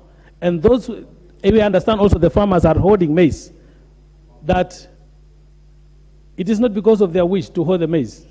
They are getting rough time in getting better prices. Now, what we are asking is that we want to see the Cabinet Minister of Agriculture and the Minister for Trade to come to this house. We are going to request that they can come here. We ask them all these pertinent questions so that we can address all of us and make sure that before we go the GMO way, we exploit all the avenues and see that we get what is in the country and buy from the farmers. I stand to support the motion, Madam Speaker. Thank you very much. Thank you. Member for Starehe, Honorable Amos Mwago. If not in the House, Member for Kitui Central, Dr. Makali Mulu. If not in the House, we will have the member for Samburu West, Honorable Naisula Lesuda. Thank you very much, Madam Speaker. And I rise to support this very important motion by Honorable Kirwa. And I just want to say that, listening to my colleagues, it is very clear that as a country, we don't have an issue with food security. We have an issue with food distribution. There are parts of this country, as we've heard from our colleagues, and I don't think they're talking from the air. They come from these constituencies. They represent farmers in this country. And when they say that the farmers have maize, it is clear that farmers have maize. And then for us who are coming from areas where we are hardly hit by the drought, it is clear that we have a problem in ensuring that the food we have in other parts of the country reach other parts of the country that do not have food, Madam Speaker. And it is not just maize.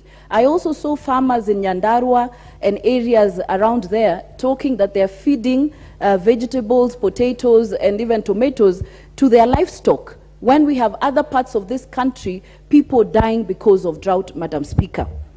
Madam Speaker, it is important that even if, for whatever reason, we have to import maize, it cannot possibly be GMO maize. We have maize from our neighboring countries. We are speaking about regional integration, Uganda, and other countries, Madam Speaker, in East Africa that do have maize.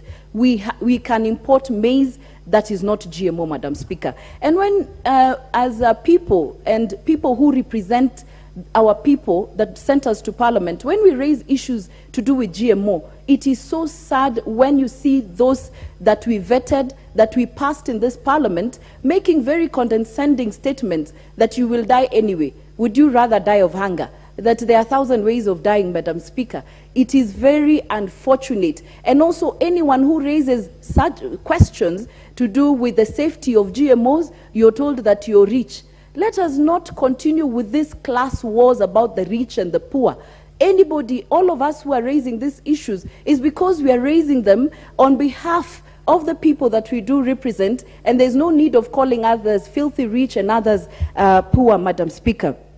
I'd also like to say this, that the same way there was a Gazette notice to ask for the importation of the 10,000, was it the metric tons that were being imported. If for sure farmers are hoarding maize, why haven't we seen the Cabinet Secretary of Agriculture making a statement saying that we have a shortage of maize? Farmers, please, we have opened our NCPB. Please bring the maize that you have, and we will be buying the maize for this amount of money. Madam Speaker, we would also like to know the maize that is being imported at how much? Because this is where the cartels come in. You will find that the maize that is being imported is at 5,300 or 5,500 for a 90 kg of maize, but our farmers here are being told stop hoarding, and you want to buy the maize at 3,000 Kenya shillings. So please, we want to, you to be transparent with our farmers and say we have opened the stores, bring the maize so that we can buy, and we are buying at this price, Madam Speaker. Madam Speaker, I do not want to belabor the whole issues of GMO and their safety. When we raise these issues, it is important that you give us the answers. You're the policy makers. We have research institutions in this country. We want to be told how safe we are with the GMOs, and we will continue to ask these questions, and don't try to silence us by telling us that they are safe and we're being ignorant and we should argue with facts. When you tell us they are safe, also argue with facts. Tell us when the research was done by who, also give us the facts, and not only make the ones who are asking the questions about the safety of GMO to also look like we're ignorant and we don't know what we are talking about. If you know what you're talking about, please table and tell us when the research was done and where it was done, Madam Speaker. So with those very few remarks, I do want to support this very important motion. Thank you. Member for Kwanza, Honorable Ferdinand Wanyonyi. Madam Speaker, thank you very much. First and foremost, I don't even know where this GMO is coming from. They have not told us. I don't know where it's coming from. I come from Trans Nzoia. I want to say here and be on record that I've got maize for last harvest, 500 bucks in my store in Kwanza, waiting for the prices to be all right so that I can be able to sell off. It does not happen. Now, as we are talking, we are harvesting maize, and I can tell you that we have enough. That's why, on point of order correction, I told the leader of the majority that he's talking about 30 or whatever. We have enough maize in this country, and therefore, all we need to do is to make some corrections. I have no problem, but we have messed up the whole system. We had Strategic Food Reserve organization, which was scrapped, and the serious board, National Serious Board, doesn't even know where the maize is coming from and how it's going to be stored. So, Madam Speaker, I want to make it very clear that instead of now talking about GMO, let's talk about the future, because we have enough. Like somebody mentioned, we can now sell, we can now be encouraged. The price of maize that we have expected was about 6,000 shillings. Give us 6,000 shillings, we release the maize to whatever store there. If it's Trans Nzoia, we have enough stores in Trans Nzoia, empty stores in Trans Nzoia, and of course even Western Kishu, Western Province. Then let's now work on introduction of crops that grow to maturity that can take less than 3-4 months.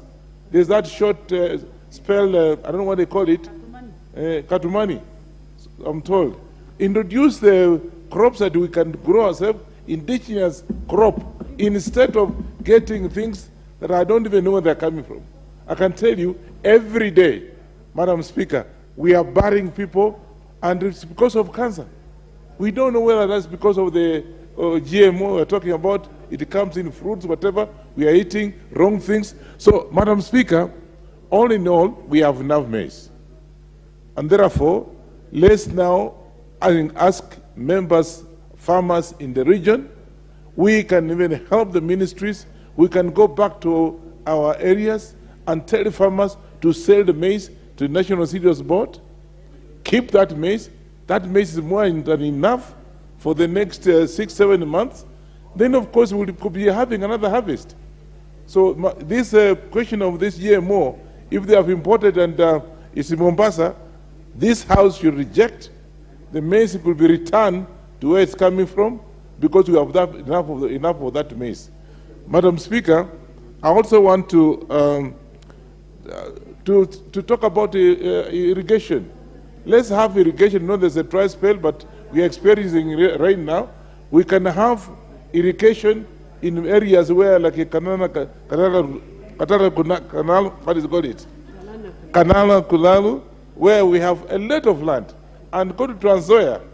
Trans Nzoia, we have ATC farms that are lying fallow. And I was yesterday, I managed to meet the managing director of ATC, and we talked about it. Please, there's no shortage of food in this country, unless somebody has got other interests, which of course, we don't want to say what it is, but we know that can also be a reason why they are urging that we actually import maize. For that, Madam Speaker, I want to say we should not allow, and I hope and believe that members here will reject that offer, and the maize can be returned to where it's coming from. I don't know where. They haven't even told us. I don't know where. But whatever it's coming from, I think unless there's an interest. I have no problem with my friend, the current minister. I have no problem, he has been here. But that is a wrong move, and we reject totally. Thank you. Thank you. Member for Tigania West, Honorable John Mutunga. If not in the House, member for Keses, Honorable Julius Ruto.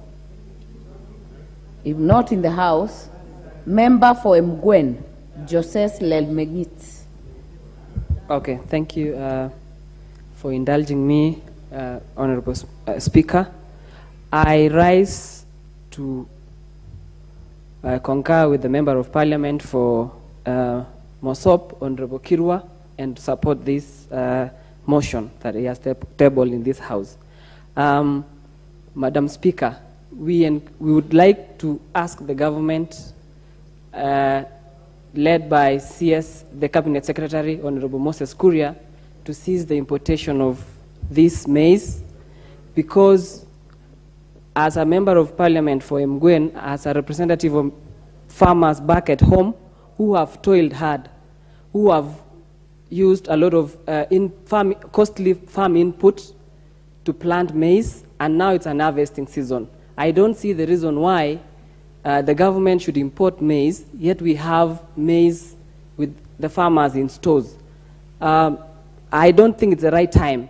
The CS is putting the cart before the horses, simply because I would think that he would have waited for the maize reserves to be depleted so that he can import the deficit, probably early next year, probably in March or April next year, when he knows exactly how many bags that is of deficit. On the issue of GMO, we don't need to rush until we have proper laws, policies, and rules and regulations to govern the importation of GMO's food. The other issue is on the importation. I want to ask a question: is the importation meant to lower the cost of maize, or is it meant to cap the shortage of maize in this country? For that reason, we want to ask the Ministry of Agriculture and the Ministry of Trade if they would explain as to why they made that decision to import the GMO maize into this country. Yet, our farmers back at home, they were expecting to reap from the difficulty of the corona season and the high farm inputs they thought that, thinking that they would make good money to continue with their businesses. I treat farming as a business, and with the spirit of bottom-up. This is against the spirit of bottom-up, because no country has ever developed without pursuing agriculture. And so we have to encourage our farmers to continue farming so that we can have sufficient food in this country, and not discourage them by importing maize, which will discourage them. Thank you, Madam Speaker. Member for Chesumei, Honorable Paul Biego.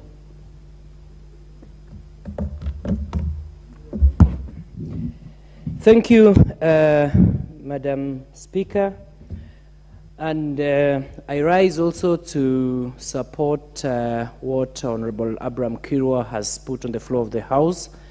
I think I echo the sentiments that other members have said, and in line to his motion is that as we come from the Rift Valley, the maize growing areas, and this time is time for harvesting. We have bumper harvest, and actually we don't understand why this had to happen this particular time. As the representatives of the people who are farmers, the people who are growing maize, it's quite unfortunate that such a decision can be made.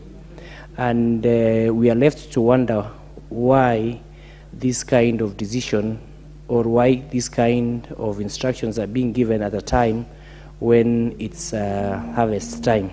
So to me, and I know to my other colleagues, we would like to tell the CS that it is wrong timing, and we have to get our maths right, the numbers right. Let's get to know, is there really any deficit as at now? Because of course the farmers who spent a lot of money in terms of producing that maize would lose. And once we get the imports to the country, then for sure it will lower the prices of our the maize that has been harvested right now. So I think together with my other colleagues, I really support that the importation is wrong timed, and that it should not be done at this particular point in time. In fact, it is a time when we are expecting our government to be able to buy maize from the farmers, and it's just the wrong time, Madam Speaker. So I've really stood to say that I'm not supporting the importation of maize at this particular point in time. Thank you. Thank you. Next chance will go to the member for Kipkelion East, Honorable Joseph Cherorot. If not in the House, it will go to the member for Kericho, Honorable Beatrice Kemei. If not, it will go to the Honorable member for Narok, Honorable Rebecca Tonke. Thank you, Madam Speaker. Actually, don't know why the honorable member is very excited. But Madam Speaker, nevertheless, I stand also to support the motion that we should not have maize importation, because, Madam Speaker, the farmers are really suffering. And this issue whereby when farmers have bumper harvest and they expect the government to buy maize from them, then we have people importing maize, is actually taking our people backward. Madam Speaker, when you look at Narok, where I come from, Madam Speaker, kindly tell the honorable members to... Honorable member for Narok, please address the Speaker. Madam Speaker, you know, Emilio Tiambo is talking at a loud voice, so I can't even communicate. Yeah, thank you. Thank you, Madam Speaker. So, Madam Speaker, I was saying that the people of Narok have, are also victims of this issue of importation. Because when you look at sugar, Madam Speaker, our people from Kilgoris do plant sugarcane. And when they plant sugarcane and then we import sugar, we find them having sugarcane not harvested for 24 months. Madam Speaker, it's the same thing that the government comes in, import maize, import sugar, and the farmers there suffer. So we want to actually support this motion so that our people get to harvest their produce and let them get market to sell. Madam Speaker, I support the motion. Thank you. Thank you. This chance will go to the member for Funyula, Dr. Wilberforce Oundo.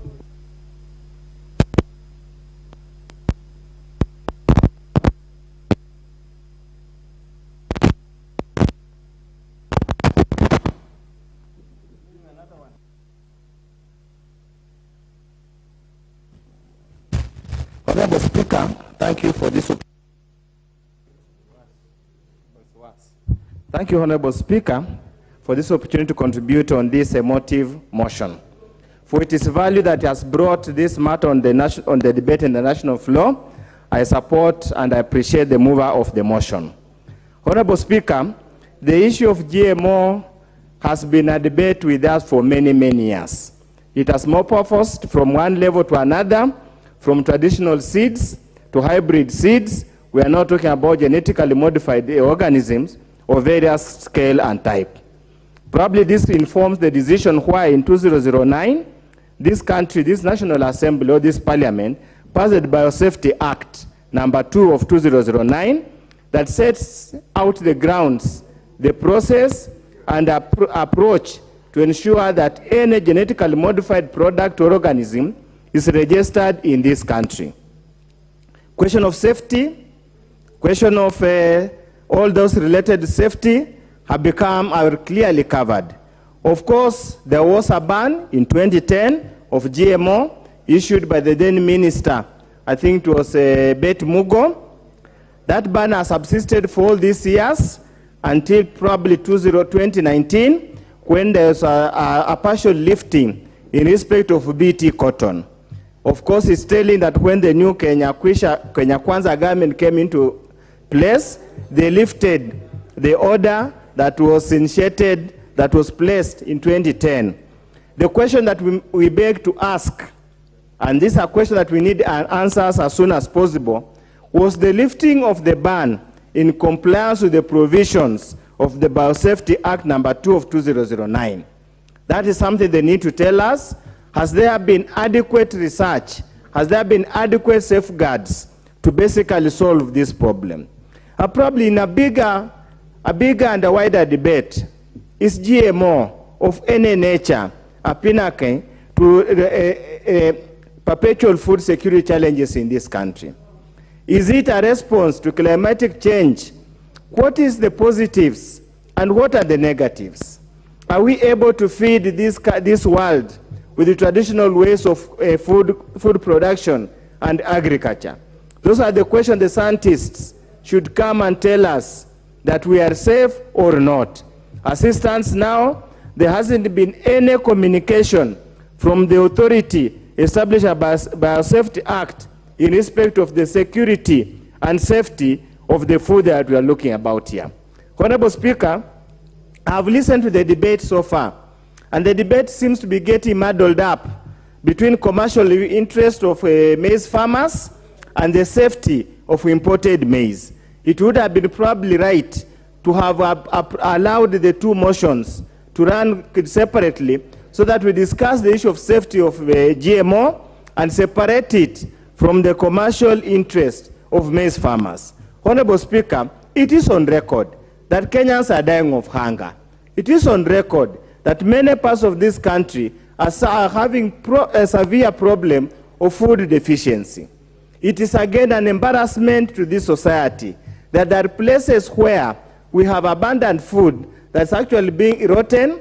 We have cases where they're hoarding staple food like maize, hoping to get better prices. Honorable Speaker, in a liberalized economy, we must be alive to the tenets and theories of supply and demand and the theories of pricing.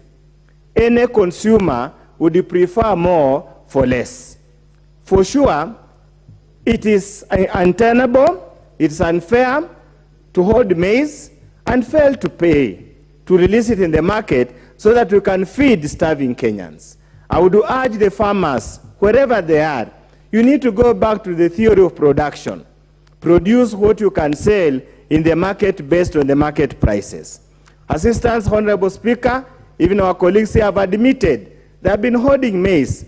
We know the days where we could punish such kind of behaviors are long gone, but probably we need to introduce that kind of measures so that we punish those people who hoard maize and cause national security, because you are hurting us lawyers and people who eat all the ugalis. You have something against us, and we'll sort it out in 2027. Thank you, Honorable Speaker.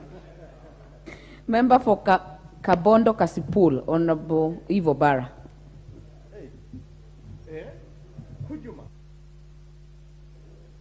Okay, thank you very much, Madam Speaker, and I too stand to support the motion. Madam Speaker, I have two issues. Number one is the timing and the speed of lightning at which these matters were being progressed. Madam Speaker, in 2012, it was banned through, the GMO was banned through a Gazette notice.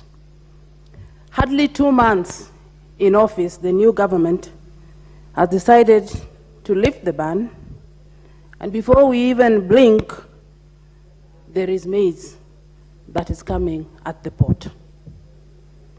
Madam Speaker, there was no public participation, and we did not see any gazettement of the same. Two, we are aware as a country that there was bumper harvest, mainly in the Rift Valley, and even within my constituency, which is also a breadbasket, in Kabondo Kasipul, we had maize. Madam Speaker, it is unfair. I would say that it is cold and being insensitive to the needs of our farmers to import maize at the time when they have maize in the store and not give them an opportunity to sell their maize at a fair price. Yes, it could be expensive, but why is the maize expensive? The maize is expensive because of the cost of production. Fertilizers were going for over 6,000 shillings, we are all aware of. We are also aware that the fuel price had gone up to plow our fields. With all these things combined, I would have expected the government to be sensitive and allow the farmers to sell the maize first before they even think of importing the maize.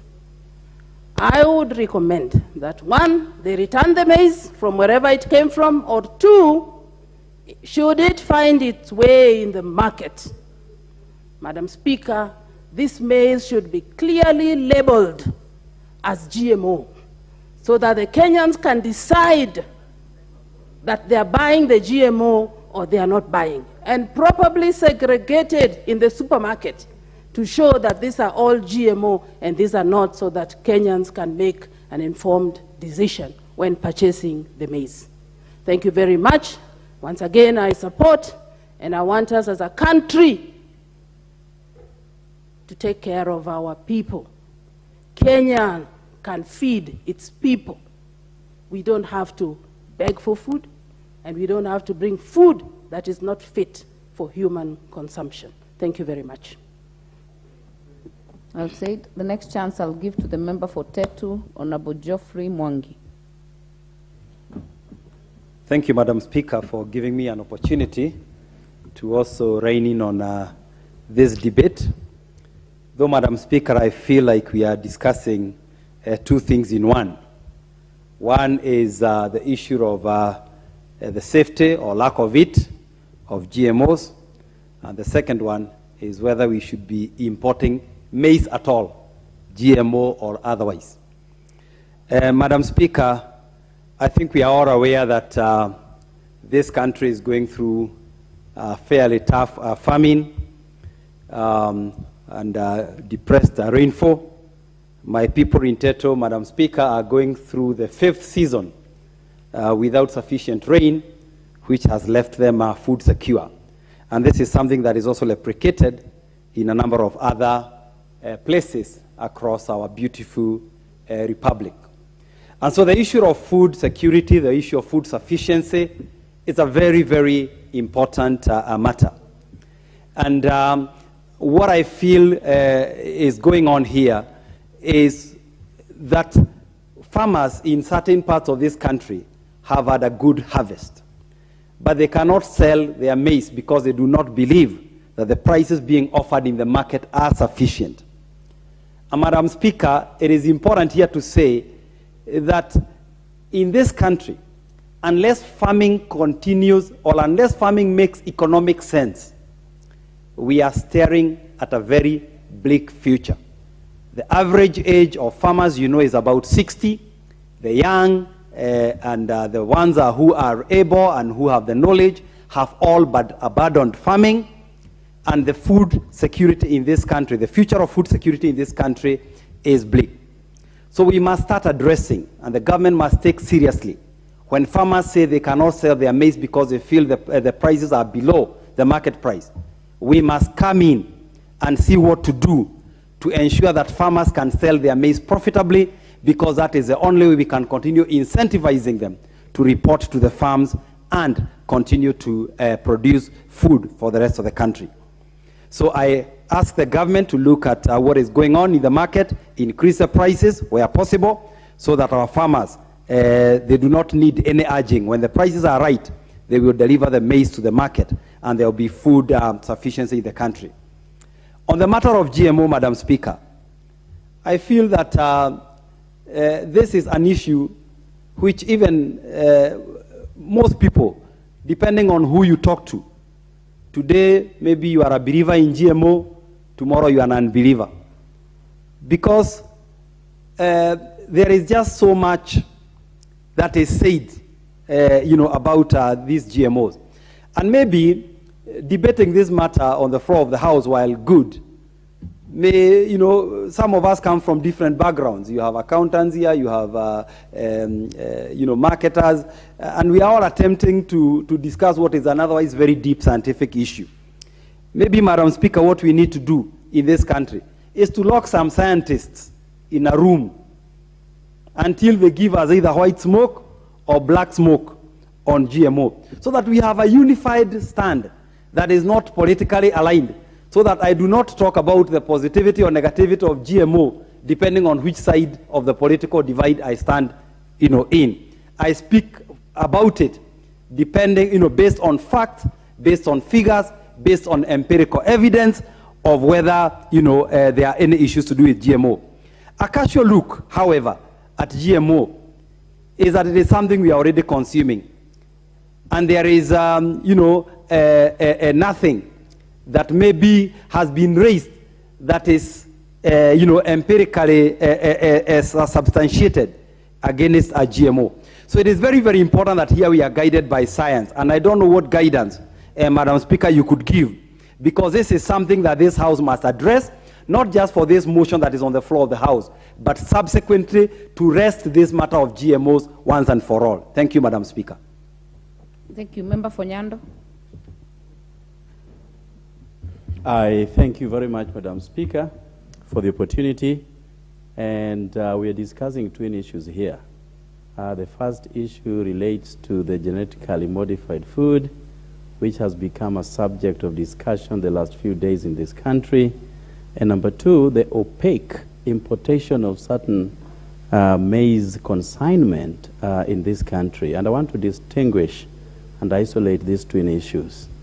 Number one, Honorable Speaker, whereas it is now common knowledge that there are 10,000 metric tons of maize at the port of Mombasa, the question that goes around, one, is whose consignment is it? Number two, when was tender for importation of this consignment flouted, and who won this tender? Number three, who ordered for this maize to be brought into this country, Madam Speaker?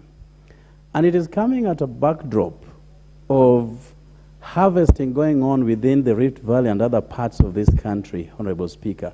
What would then happen to the farmers in these regions? They just got heavily subsidized fertilizer from the government just the other day, and the fertilizer was meant to cushion farmers against the skyrocketing prices of farm implements. And today, they are harvesting when the same government that should protect them is bringing in food consignment into this country. So whereas we acknowledge that certain times regimes eat their own children, and we have seen them eating them right now in Rift Valley, courtesy of this importation, choices also have consequences, and these are the consequences that we just have now to live with. Honorable Speaker, the GMO has become so discordant, and each and every side of the divide you What is out of order, Honorable Naomi Wako? I hope I'll get my minutes, Honorable. Thank you, Madam Speaker, for allowing me to give this point of order. Is it in order when the honorable member is just referring to the current government as, you know, the government that is eating its own people? Because what the government is doing is caring for its people, and we know that many people are already suffering because they have no food on their, you know, at homes, and many people have survived on GMO. So I think I'm just asking whether that is in order for him to refer to the government as the government that is eating its own people. Honorable Okello. The timekeeper, kindly give me those 2 minutes. Well, I was taken aback this afternoon listening to members of Parliament and members of the Senate from the Rift Valley castigating their own government for importing food consignment. So if people from Rift Valley can make that noise in a government that they were dancing to just 2 months ago, what else does it mean if not a government eating its own children, Yawa? Or how do we put it?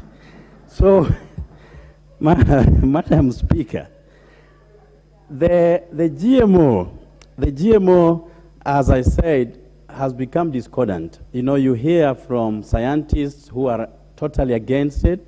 You hear other scientists also are for the GMO.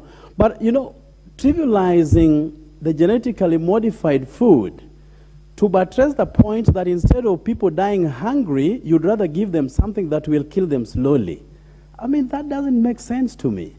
If our scientists have been part and parcel of a discussion that has, you know, passed a poor verdict on GMO, then as a country we have to go slow.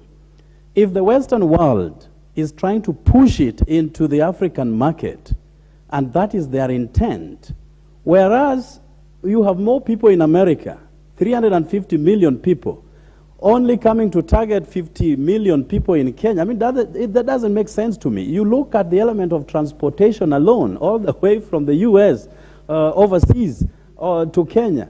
It doesn't make sense to me. And therefore, any discussion around GMO now, when our farmers are also subjected to some kind of ill treatment, I think should stop.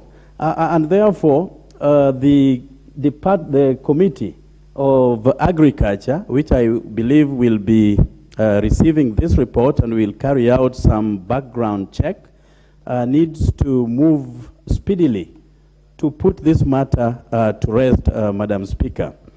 I listened to Waziri, and I have heard people castigating him when he said, Waziri of Trade, my friend Honorable Moses Kuria, when he said, in any event, when you live in Kenya, there are many agents of death, and therefore adding GMO food isn't so bad. So in itself, the government has acknowledged that this is a bad thing.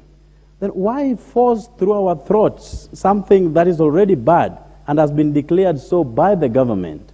So we need to look at this thing comprehensively. I was very happy yesterday listening to the Prime Minister of the Republic of Kenya, Right Honorable Raila Amolo Odinga, putting this government on notice that this is not the right way to go. And we have to apply brakes where necessary, avoid GMO as much as we can, and let us protect our indigenous seeds and our farmers at the same time. And I thank you, Honorable Speaker. This chance will go to the chair of Agriculture Committee, Honorable Mutunga. Thank you, Honorable Speaker, for the opportunity to add my voice to this motion. Honorable Speaker, I think we are speaking about many things, but the motion is about importation or barring importation of GMOs. Honorable Speaker, I think the first thing I will try to clarify is the difference between GMO and the BT maize. Genetic engineering is a branch of science, a branch of biotechnology. Biotechnology is the broader sense of that science, of the broader spectrum, and genetic engineering, in a narrow sense, has to do with transfer of genes from one organism to another. The type of gene that can move from one organism to another is normally called a recombinant gene. It has to have that characteristic of being able to combine with the genes of that other organism.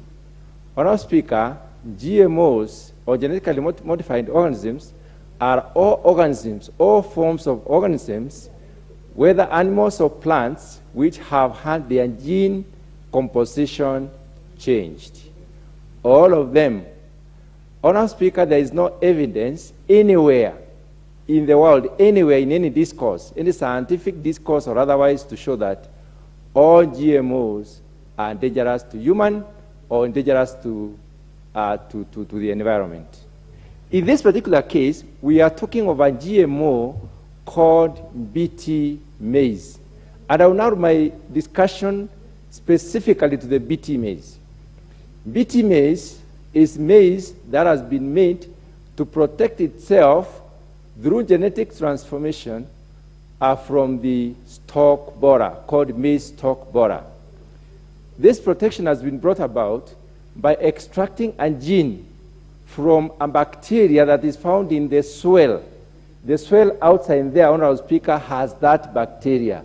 The bacteria is called Bacillus thuringiensis. This particular bacteria has the characteristic of killing the stalk borer. The stalk borer is the larval form in the stages of development of these insects. There is the larval stage, the worm stage, the one that basically bores through the maize, the stalk of the maize, and therefore it has to be controlled by use of chemicals. What science has done is identified this bacteria which has the poison to kill this particular stalk borer. That is the only transformation that has been done to the normal maize, introducing this particular gene which makes the maize resistant to this particular worm or this particular larvae stage of the pest. Honorable Speaker, there are several things that come into play when you change the form of an organism. That is, you make it a GMO. Therefore, BT maize, it is called BT maize because it has the gene of a bacteria called Bacillus thuringiensis. That is why it is BT, Bacillus, and then thuringiensis T. Order. Honorable Jared Okelo, what is out of order? Honorable Speaker, I thank you. I do not really intend to cut short my very knowledgeable chair. And he has been introduced as the chair of agriculture. And I like his in-depth knowledge about this. But suffice to say, this matter will actually be appearing before him, so that as a committee, he will be bringing a comprehensive report to this House, for or against.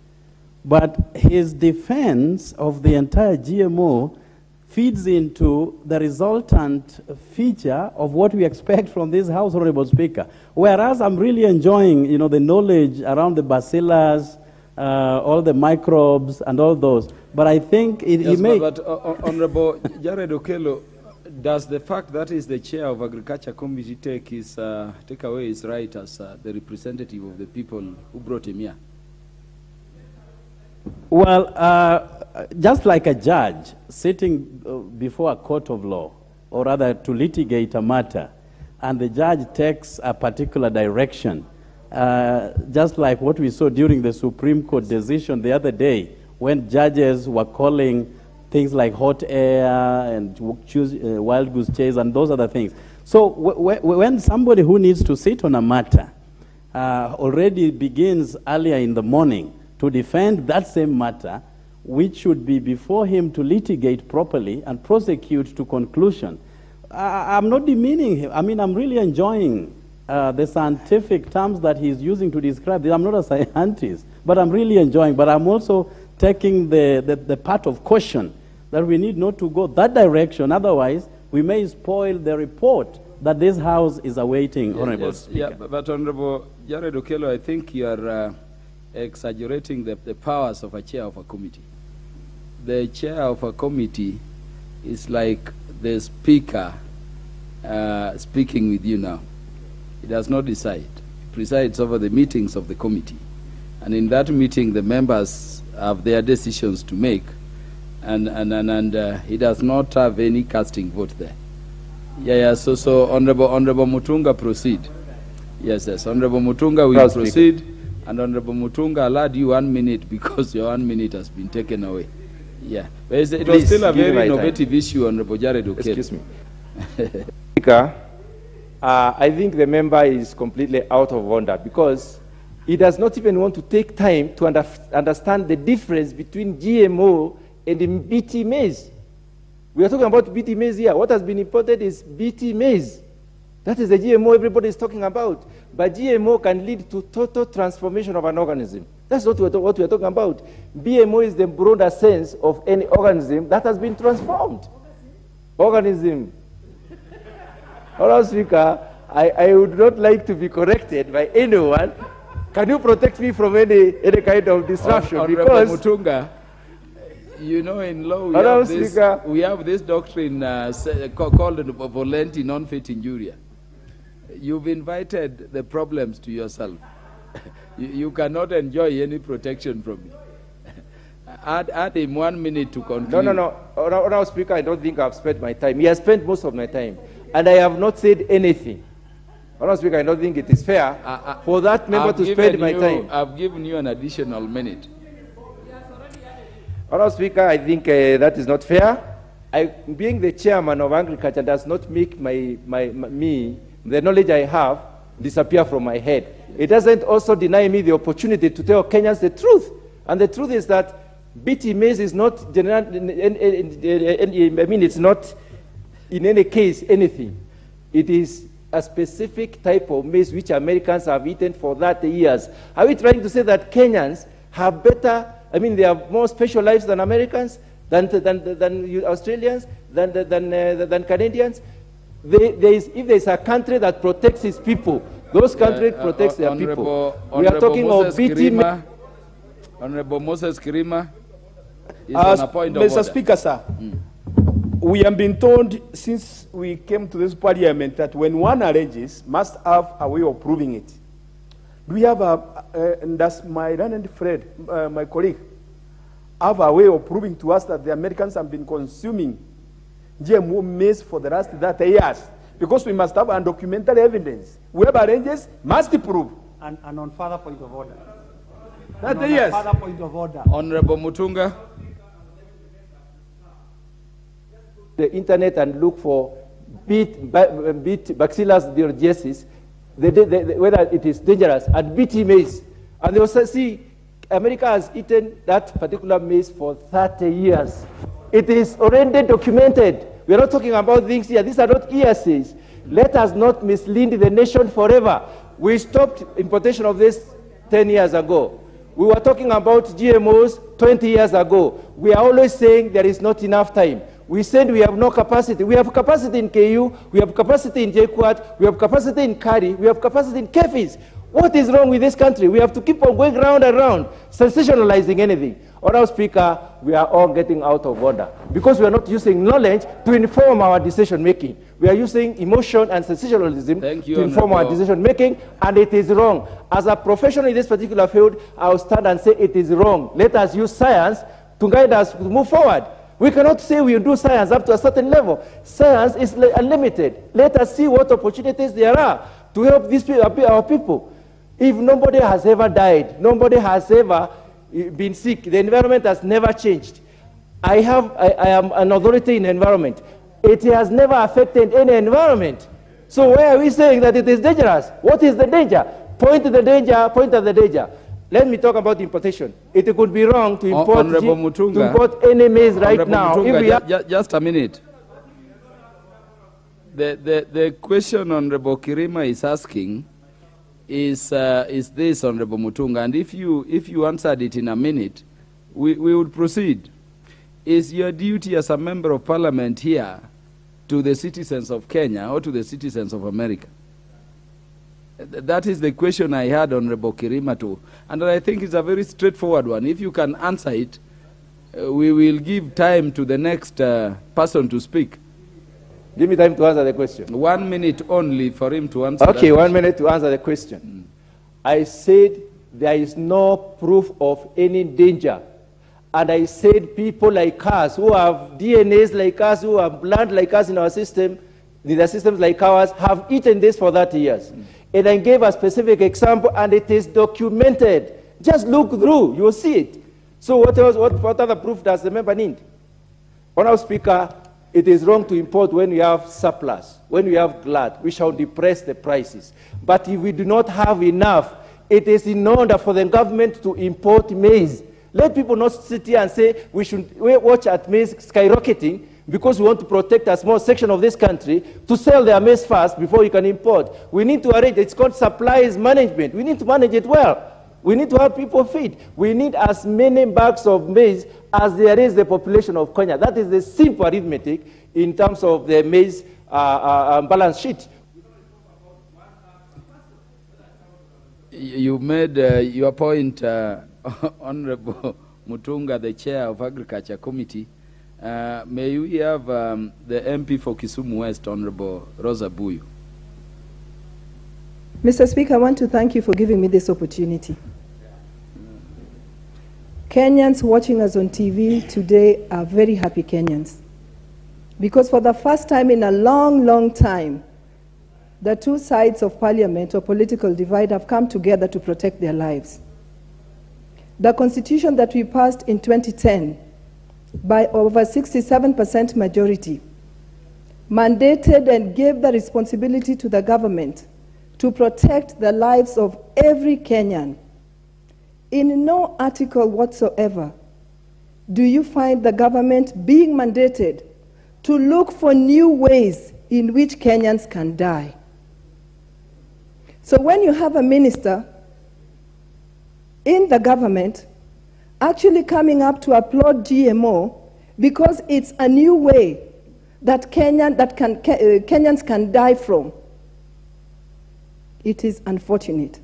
Instead of protecting lives, the government is spending its time looking for opportunities and different innovative methods through which Kenyans can die. So depression, hunger, cancer, and all other things that currently kill Kenyans are not enough causes. The government must still look for yet another cause. Mr. Speaker, that makes me a very sad Kenyan. It makes me wonder what this bottom-up philosophy is all about. Because during campaigns, we were told that bottoms-up is actually elevating and bringing up the vulnerable people in the society so that they can also feel like they're people in this society. But with one hand, the government will subsidize fertilizers so that Kenyans or the farmers can actually enjoy a better yield and surplus yield. But when that happens, then they kill you with the other hand by importing GMO that will obviously suppress sales of any of the yields that you've had. So what is the government doing? It is actually spending money that it doesn't need to spend. Because when you subsidize fertilizers, it comes from the money that the government has collected from its people. But then on the other hand, when we've used that money well, and we've planted our maize, and we've got surplus where we are supposed to enjoy the impact of subsidies from fertilizers, you are actually bringing in GMO or other maize to suppress what we've already had. So the government really does not know what it's doing. Mr. Speaker, I also want to say that today we've seen our brothers and sisters crying in many parts of the country where they've enjoyed good yields. They are crying and saying. Order, Honorable Rosa Buyu. Honorable Naomi Wako, what is out of order? I respect Mheshimiwa Rosa, and she's my good friend. But, Mr. Speaker, is it in order for her to say that the government does not know what it's doing when this is the government that is leading the country and doing its best to serve the people? Honorable Rosa Buyu. I think we are here to speak. Yeah. Mr. Speaker, I want to thank you.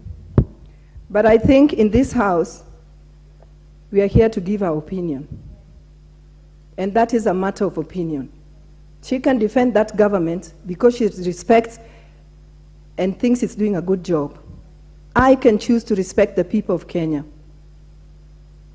who are crying for the sweat and the effort that they've put in that is now being trashed because the government has decided to bring in GMO maize. Mr. Speaker, we've watched many Kenyans die, very slow, painful deaths. And if there is any iota of suspicion that GMO could lead to slow deaths of Kenyans, why on earth would the government ignore that and decide that it's going to go on anyway and import GMO maize? Wouldn't the government, if it was responsible, take its time, let the debate go on, put more effort on finding the reality of GMO maize before it hurriedly brings in the maize to kill more Kenyans? Mr. Speaker, I know I come from an area where we don't grow too much maize, but I'm standing here as a Kenyan because what Rift Valley suffers from, all Kenyans will also suffer from that. So don't tell me that I should not speak, I should speak about fish because I know nothing about maize. I'm speaking as a Kenyan. And I'm requesting the government to put Kenyans first, because when it doesn't, it actually points to some cartel trying to bring money and trying to take advantage of the drought and the suffering that Kenyans are currently undergoing so that they can make a kill. Many parts of this country have actually come out to say that they have a lot of maize. The government, all the government has to do is to find a way of moving that maize from where it's surplus and take it to the parts of the country that is actually experiencing drought so that no Kenyan can die of hunger. But instead, the government finds it much easier not to move and mop the maize from within the country, Kenya, but finds it much easier to import maize from afar. If that is not an action of a group of cartels, then I don't know what is. Mr. Speaker, I support the motion by Mr. Honorable Kirwa that under no circumstance should we approve the importation of GMO maize into the country. I thank you, Mr. Speaker.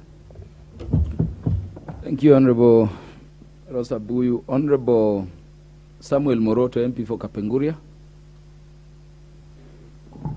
Thank you very much, Mr. Speaker, for also giving me this opportunity to add my voice. I stand to support the motion because from experience, Mr. Speaker, there are just some questions I'm asking myself. What made it that time when this thing was put aside, the GMO issue, by the government? And what has come up now, that now we are lifting whatever we ban, and we are bringing in without any explanation. This is what Kenyans want to know. I remember mid-1970s, the coffee farmers were doing very well until when there was a black market which started in Chepkube. Chepkube is in Uganda, but bordering Kenya and Uganda, for coffee. All the people who are supposed to buy our products, the coffee from Kenya, we are going to take from there. And that one, it brought the farming of coffee down. Up to now, the farmers there are crying. The same to this one here. There were scientists who were there before. And they came through, and they read, and they came and advised the government. And that's when the government came and banned the GMO supplies. Now, I don't know what kind of other scientists who have come now to advise the current government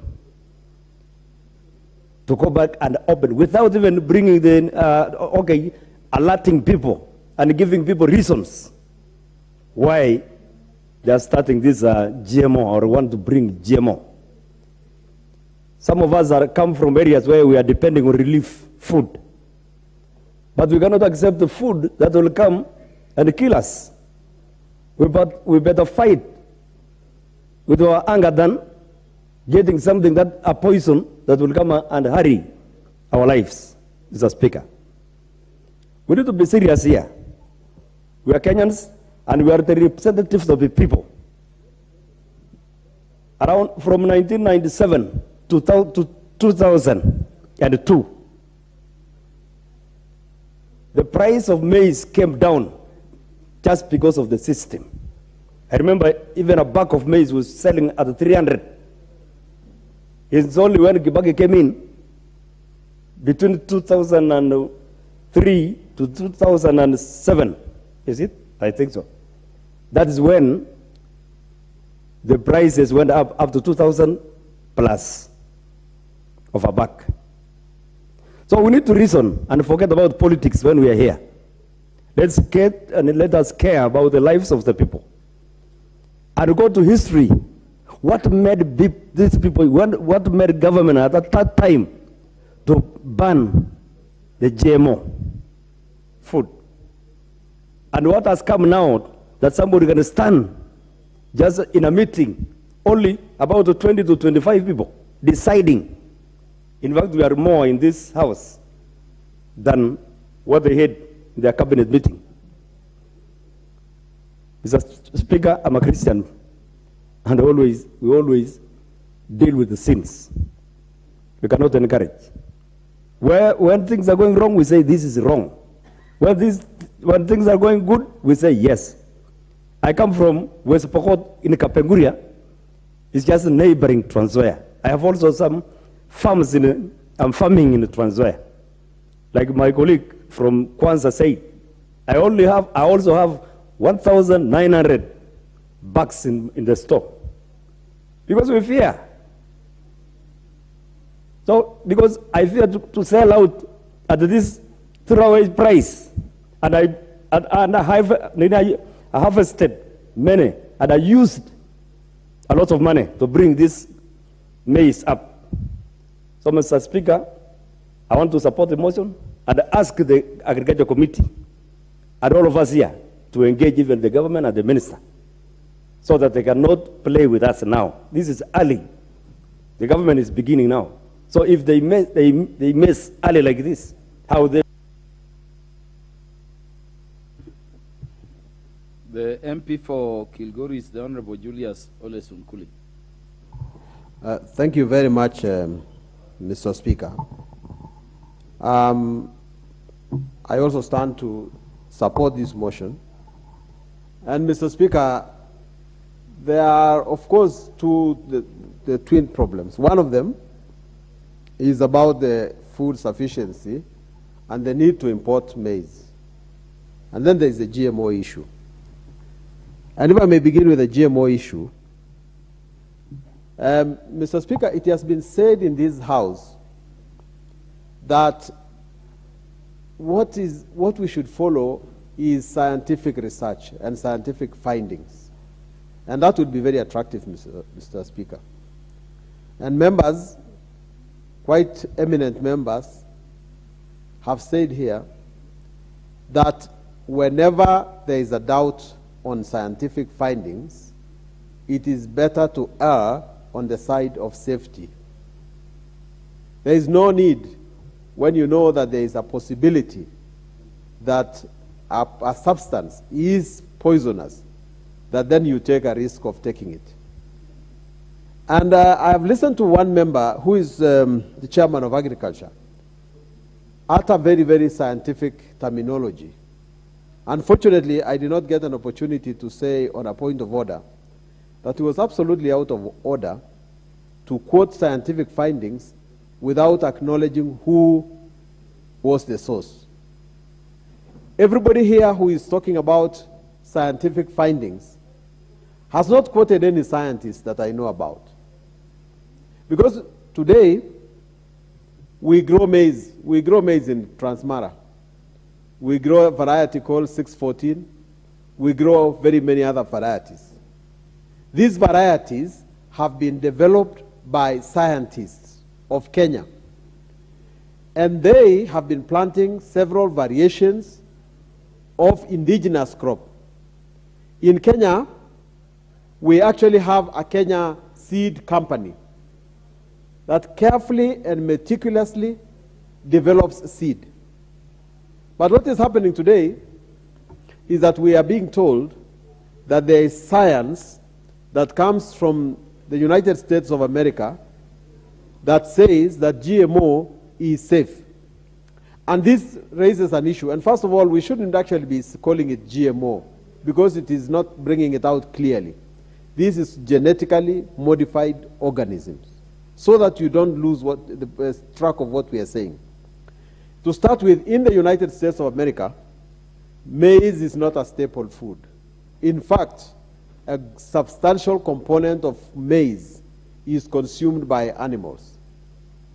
And if the scientists in America have found that GMO is safe, I don't know to what extent we can rely on that evidence when indeed we require maize to make ugali and sometimes to make our porridge or githeri. We want it for real life, not for our animals. So I would like to urge, Mr. Speaker, that we do not just plead science before we actually know who the scientists are. The European Union has legislation on genetically modified organisms. And the main purpose of that legislation is to protect humans, to protect animals, and to protect the environment. But in 2015, the European Union actually passed a law which allowed countries to make a choice as to whether they they should grow genetically modified foods. And many countries, Germany, Greece, Italy, Poland, and Scotland, elected not to grow GMO plants. However, the European Union has been importing from the United States soya beans, which are genetically modified. But this is purely for animal consumption. The developed countries, the main countries of the West, minus the United States, do not sing this GMO tune. And I must say, Mr. Speaker, that if we are relying on science, we had better rely on our own scientists. Otherwise, our scientists are sleeping on the job. They ought to come in front of everything else. And lastly, we should be hearing from the Ministry of Agriculture, not the Ministry of Trade, because this is not really just a trade affair. It is a matter for our food. I support. The MP for Central Imenti, the Honorable Moses Kirima. Speaker, sir. Thank you, Mr. Speaker, sir, for giving me this opportunity to contribute on this very important motion which affects Kenyans. I thereby, Mr. Speaker, sir, support the motion as brought by my colleague on this animal called GMO.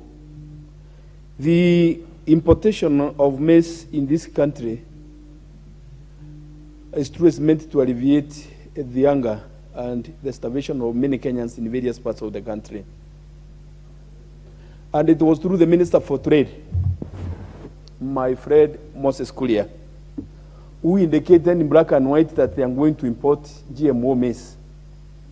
We have no reason of why we are to doubt Moses Kuria that the maize they are going to import is GMO, because there is no other things which have been brought to the contrary to show that it's different maize as it has been tried to be shown by the chairman of agriculture. He has come up with different terminologies as related to this maize, but still it does not convince Kenyans that it's any different from the GMO maize, which every Kenyan or every around person in Kenya is rooting against, because we have been informed that GMO is a genetic modified food, and that genetic modified food is not suitable for human consumption because it comes with some effects to the human health. Mr. Speaker, sir, it's common knowledge that Kenyans, most of the Kenyans these days, are spending their money on health matters, mainly cancer. If one is not affected, he is infected by the cancer problem. And we have been told that this scientific interference of the modern life has really contributed to these changes which takes place naturally, and they end up making people victims of cancer problem. And if you go to almost every family in Kenya now, people have been impoverished purely by this disease called cancer. And when this GMO comes to Kenya, it means that Kenyans are going to consume this maize, and when they consume this maize, it's going to make this problem of cancer rise up. Yes, we have maize in the Rift Valley region, which has just been harvested, and you have heard from other colleagues of mine here that they also are holding this maize even in their houses. But now, what is the government going to do to assist the farmers who have bump harvest in the northern Rift Valley to have this maize come out of the market, so that it's a good maize which has been grown up here in Kenya through the natural way, which has not been interfered with, and it is a maize which should be given to the market through the government, whereby the government is supposed to pay for this maize. Now, we have been hearing through the various members of the Department of Agriculture that America has been consuming GMO maize. Those who have traveled to America before, those who have learned about America, they know that in America, maize is animal feed. It's meant to be for animal feeding. It's used to make animal feeds in America. But now, what is being consumed there by animals in the Western world, mainly America, is coming here to be consumed by Kenyans. Even though we are desperate, we have a dignity to protect. Even though we have a problem, our Constitution, Article 24 up to 26, talk of dignified life. And this dignified life is only the government which can assist us to have this dignified life by having maize which is proper, especially the one which is grown in Kenya and especially in the Rift Valley, to be bought by the government to be distributed to the Kenyans. Otherwise, this motion as it is now, I support it because, sincerely, as it is now, if this maize is brought to Kenya, it's going to make Kenyans suffer. And by the way, it's just 2 days ago when we have been told that this maize is going to be imported. How comes that it is already at the port of Mombasa? It means that it was already predetermined issue. What are you going to do with these cartels? We were fighting these cartels when you were saying that we want to change in this government. Does it mean that we inherited the same cartels who are still going on with, as they call it in government, is it state capture? No, Mr. Speaker. Lest this GMO maize not come to Kenya. Mjumbe wa Likoni, Mheshimiwa Mishi Mboko. Asante sana Mheshimiwa Spika. Hata mimi nasimama kuunga mkono hoja hii ambayo imetolewa na Mheshimiwa mwenzangu. Kwa hakika sisi kama taifa tuna jukumu la kulinda afya ya Wakenya, na pia kuna jukumu ya kuangalia uchumi wa wakulima wa taifa letu la Kenya. Na kwanza nina masikitiko makubwa sana kwa matamshi ya waziri alipoongea na kusema ya kwamba iwapo Wakenya wamekuwa wakipata vifo kwa njia tofauti tofauti, basi kupata vifo kupitia vyakula hivi vya GMO hakuna tashwishi. Hayo ni matamshi ambayo ni aibu sana kwa yametoka kwa kiongozi ambaye ni waziri katika taifa la Kenya. nataka nizungumzie ya kwamba katika taifa la Kenya tuna taasisi zetu za kisayansi, na taasisi yetu ya KEMRI kwa wakati mmoja waliweza kufanya utafiti na kuona ya kwamba vyakula hivi ambavyo vinatokana na njia ya GMO ni vyakula ambavyo vina athari katika maisha ya mwanadamu na pia athari katika maisha ya wanyama.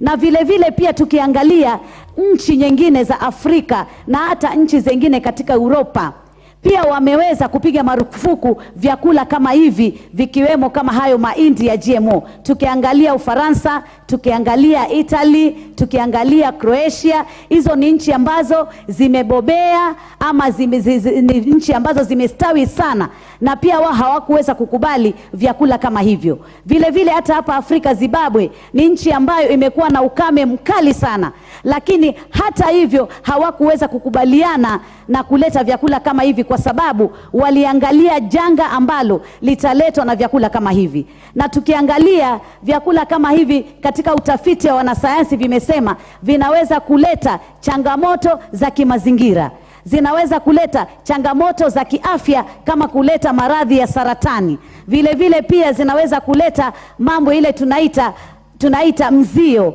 Mzio kwa wale ambao hawatafahamu ni allergies, ambapo mtu akiweza kutumia chakula chochote ikiwemo hiyo mahindi anaweza kupata madhara kama hayo. Vile vile nataka niweze kusema katika mambo haya GMO, hapo nyuma kuna watu ambao waliweza kutengeza mchele wa kawaida na kuongezea vitamini zaidi na kuita mchele wa dhahabu. Na mchele huu katika utafiti umeonyesha kwamba uliweza kufanya wale waliotumia kupata upofu na hata wengine kupoteza maisha. Na hizo zote ni mambo ambayo yameangaliwa na wanasayansi na ikatoa utafiti. Vile vile swali ni kujiuliza ya kwamba je, ni mswada gani ama kwa Kiingereza bill, a clean bill, ambayo imeweza kutolewa kuthibitisha ya kwamba vyakula hivi ikiwemo hayo mahindi ambayo ni vya GMO vitakuwa havina madhara katika afya ya mwanadamu na pia madhara katika afya ya mnyama yoyote. Na tukiangalia utafiti wote ambao umetolewa, mwingi unasema ya kwamba vyakula hivi vina madhara, na si madhara tu ya sasa, lakini ni madhara ya kuendelea.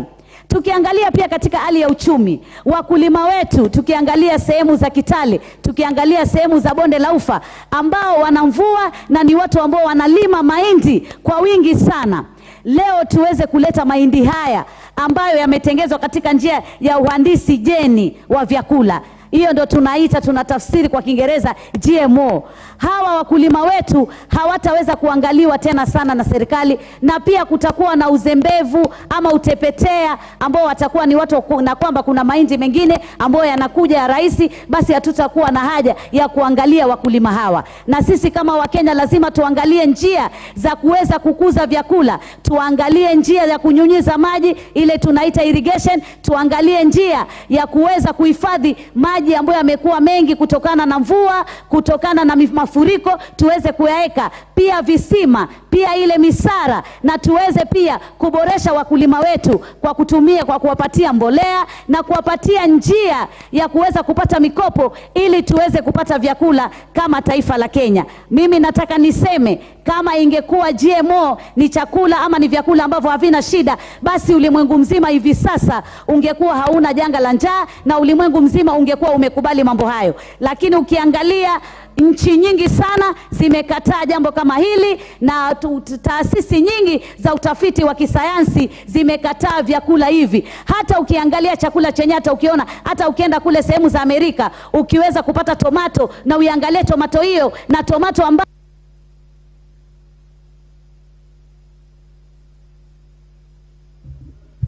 hata utamu sio sawa.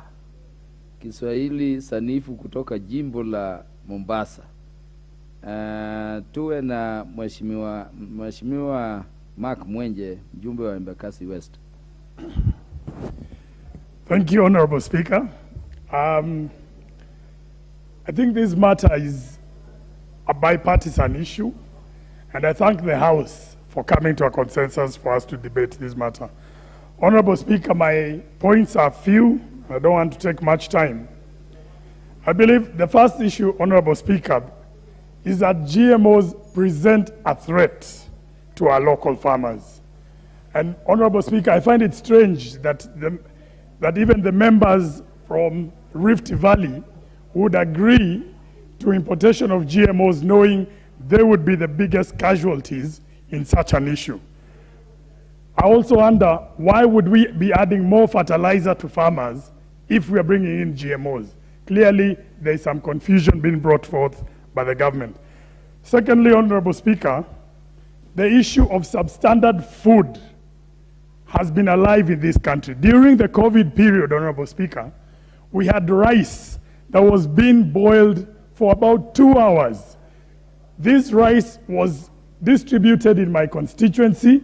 I saw it myself, and very many people rejected it. This is a risk that we cannot accept, Honorable Speaker. The third issue, Honorable Speaker, is the issue of health. As has been stated by very many of my colleagues, there is the issue of cancer and other diseases, other chronic diseases that could come as a result of this GMO.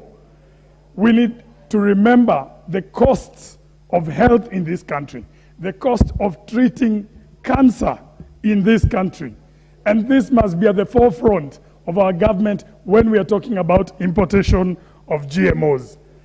We have inadequate health care, especially here in Nairobi. As members, we are always contributing to Harambes to assist our constituents. And the issue of cancer is alive in this country. And therefore, we even talk about food that you microwave, that apparently it's not good. If we've gotten to that level, then we cannot ignore the science behind GMOs and what we've learned from the first world countries. Honorable Speaker, if we must import, and this is my final point, if we must import GMO, and the only reason would be to stave off hunger, it should only be a temporary solution if it must be done. And it's not that I'm saying it should be done, but if it must be done, we must stick to the standards that exist in Europe. If you walk into a shop in the United Kingdom, in the United States, in France, you can clearly see on the shelves which food is marked GMO and which one is what they would call organic. It's very clear.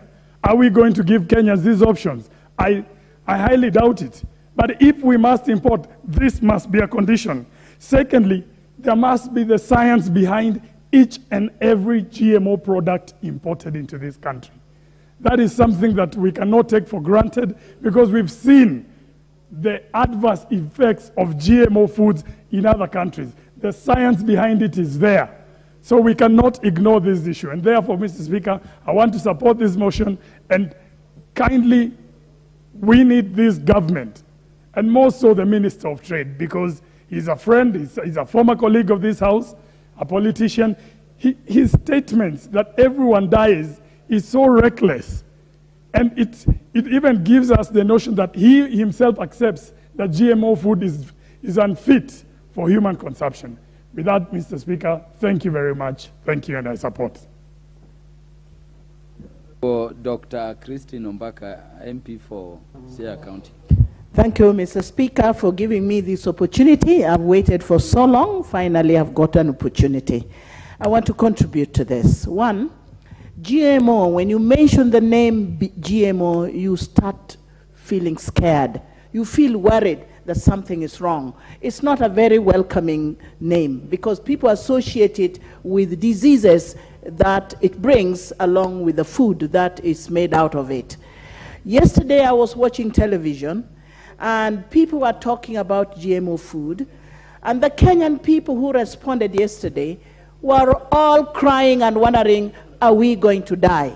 Everybody associates it with death, and it has been proved by scientists that GMO is associated with cancer. That's what the people know. So you may import millions and millions of maize, but will it be bought? Because people are afraid to buy what will kill them. I want to ask this country to take care of Kenyans. Kenyans are starving and dying. But that is not a reason for importing poisonous food. We cannot continue to kill Kenyans. Let us die naturally. But let us not die because of hands of man. That somebody has imported maize that is dangerous, that is unhealthy, that is killing, and then Kenyans are going to die.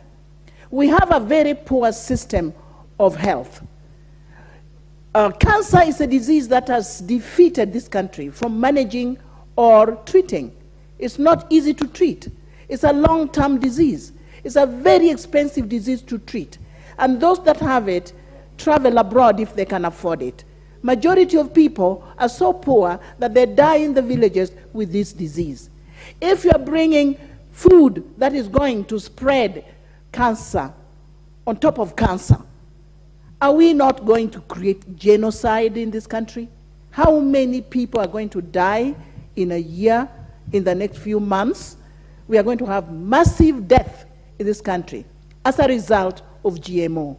So for me, this cannot go on. We cannot allow this. Kenya has imported maize before. It was never associated with GMO. Kenya imported yellow maize. Do we have an opportunity to do that? If we are dying of food, at least let's go for yellow maize.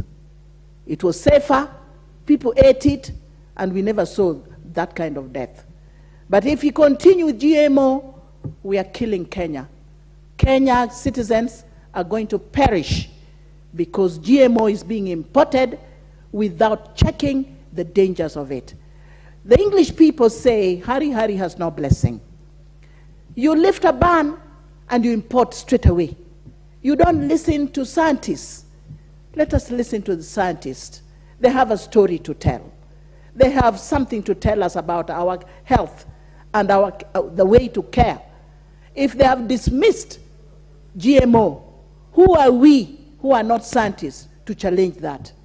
If other countries has banned GMO food, countries and countries have banned it, they're afraid of it, it's dangerous for their citizens. Kenya is so brave.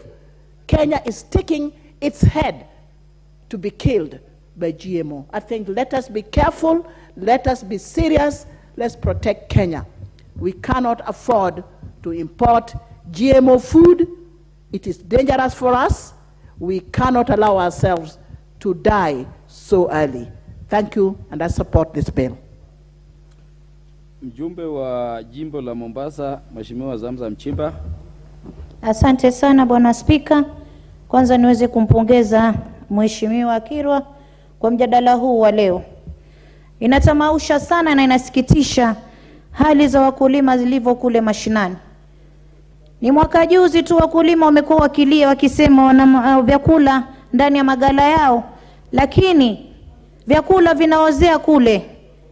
Mimi ningependa kumwambia waziri wa ukulima, ni wakati ufungue macho, ni wakati uangalie Kenya na Wakenya, ni wakati uweke msimamo thabiti kuangalia kuwa Wakenya wanapata chakula, na chakula hichi kinachovunwa sehemu zingine za taifa kinaweza kusambaa Kenya nzima.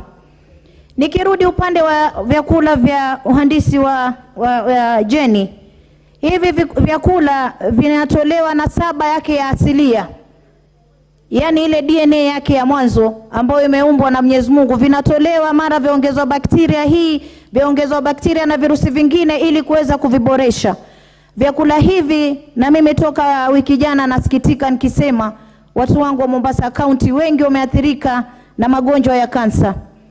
Na inasikitika serikali ni juzi tu wameweza kutoa mbolea kutoka Russia, wakatuahidi kuwa wataweza kuboresha ukulima, watapatia wakulima mbegu. Leo hii juzi na jana wameondoa yale marufuku ya kuweza kuleta vyakula vya GMO Kenya. Tunaambiwa tayari bandari liko tayari na maize na mahindi ndani ya magala yale yanangoja kupatia Wakenya. Mimi nasikitika sana na serikali hino. Na mimi napenda kumwambia rais, Wakenya wamekuamini wakakupa kiti hichi katika taifa hili. Mimi naomba fikiria Wakenya kama ulivyo Mkenya. Vyakula hivi ikiwa vitawaua watu waliokupigia kura, basi itakuwa uongozi wako umefeli. Na mimi ningependa kumwambia rais, kuna wakati nakumbuka akiwaeleza wakulima kuwa waweze kupanda avocado. Sijui kama ndio ilikuwa mbinu ya kuweza kupindua ili tuweze kuletewa vyakula hivi, na waza tu kwa sauti. Lakini masikitiko yangu ni kuwa rais unawafeli wa Kenya. Wakenya wakati huu wanahangaika na mifuko yao, hakuna kitu.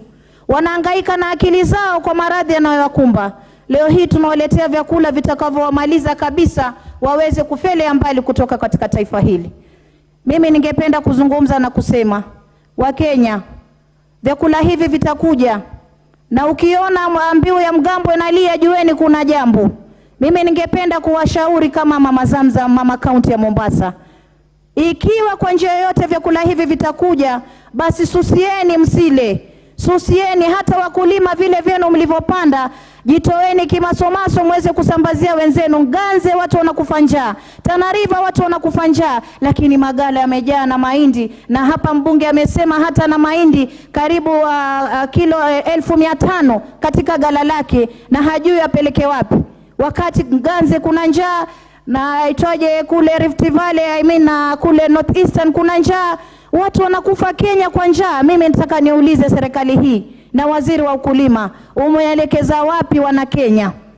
Umeelekeza wapi wana Kenya ikiwa kuna chakula na wengine wanakufa njaa? Leo hii mwaja kutuambia sisi tupitishe vyakula vya GMO. Hatuwezi haswa kupitisha katika bunge hili. Na mimi nalipinga na namuunga mkono huyu mheshimiwa Kirwa. Hili haliwezekani katika taifa hili. Tuweze kutoa maji, tupeleke sehemu ambazo zimekauka, tuwape mbolea, tuwape mbegu, sehemu hizo tuweze kupanda vyakula. Kenya iwe huru. Ikiwa dudu hawezi kula chakula cha GMO, hapo jua kuna hatari, manake dudu atakuelekeza kama kitu kizuri ama ni kibaya. Hata wanasayansi leo wamekuwa na hofu ya kusema, kwa sababu wanajua hawezi kupata funds, hawezi kutuambia ukweli, wameficha ukweli, wanasikitika kimoyomoyo. Lakini naomba wanasayansi wa taifa hili, jitoweni kimasomaso, muokoe taifa hili. Asante sana Bwana Spika, naunga mjadala huu. Asante sana. Mjumbe wa Starehe. Thank you so much, Mr. Speaker, for giving me this opportunity to contribute on this motion. Because I, being a member of Starehe constituency, which is in Nairobi County, I feel the issue about GMO directly affects us because, as you know, Nairobi don't do farming. But we consume the highest amount of foods that come into this country. We dependent on the up-country food basins that supply us with food. But now with the introduction of GMO, I think we are the people who stand to suffer the most. Because currently we have a food shortage in Nairobi as a whole, and in Starehe, in the slum dwelling areas. And these people are people who depend on food. They just eat anything because some of them cannot even afford a meal a day. So when faced with a challenge where they are provided with cheaper food, either it's poisonous or its safety standards are not up to where they're supposed to be, these people will willingly consume this food because they don't have an option. Like a one-time minister said, it will be like raping a woman who is too willing. I say I highly object this because if you are to give us an option of this cheap GMO food, we'll be forced to consume it because of the scarcity we have.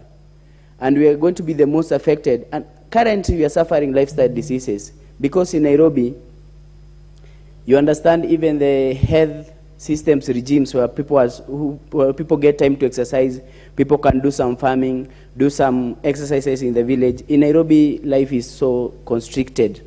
We're living in a hand-to-mouth economy where you only get time to work for what you eat. And you only get time, you're ever working from 8 to 5 on a daily, and others even do more hours. So even our lifestyles are not that good. And given that we are going to introduce GMO to these people, I can only imagine the devastating effect it will have on the populace of Nairobians. As you can see, already there are people struggling with these lifestyle diseases. The issue of cancer has been very emotive in Nairobi. We are losing people by the day. And even the thought of introducing GMO, which is associated with cancers, it is so sickening to the ear. Because like for the last 1 week, I've lost 2 patients to cancer. People who've lost their lives in a way that is very painful. So when you mention introducing a food that is associated with enhancing cancer, I don't think it sounds too well in the society. I think on the issue of importing maize, that is GMO maize, I think that's the most retrogressive idea we'd have as a country. We have swathes of land where people can do irrigation and plant maize which can sustain this country.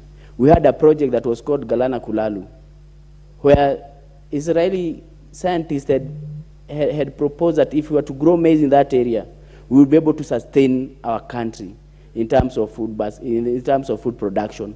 I don't know where those progressive ideas have gone to. I don't understand why this government came into power on the promise of subsidizing production. And if the true spirit of subsidizing production was put into reality, we'd have such projects being reinvigorated as of now so that we can be able to face this issue of food shortage. To imagine that we are supposed to be importing the staple food in our country, and we are talking about going the manufacturing way, we really have our priorities all wrong. I think before we go to manufacturing, we should be able to sustain ourselves in matters of food production and food security in this country before we even think of going to the other level of manufacturing in this country. I stand to support the motion by Mr. Kirwa to safeguard our farmers, and I stand to support the motion against GMOs in this country. Thank you, Mr. Speaker, sir. MP for West Mugirango, the Honorable Stephen Mogaka. As always, Mr. Speaker, I thank you so much for giving me a chance to make a contribution to this motion. I thank Honorable Kirwa, my counterpart from Rift Valley, for bringing this motion. And I support and support and support. Mr. Speaker, I was almost sweating when I listened to the chair of the Agriculture Committee dropping bombastic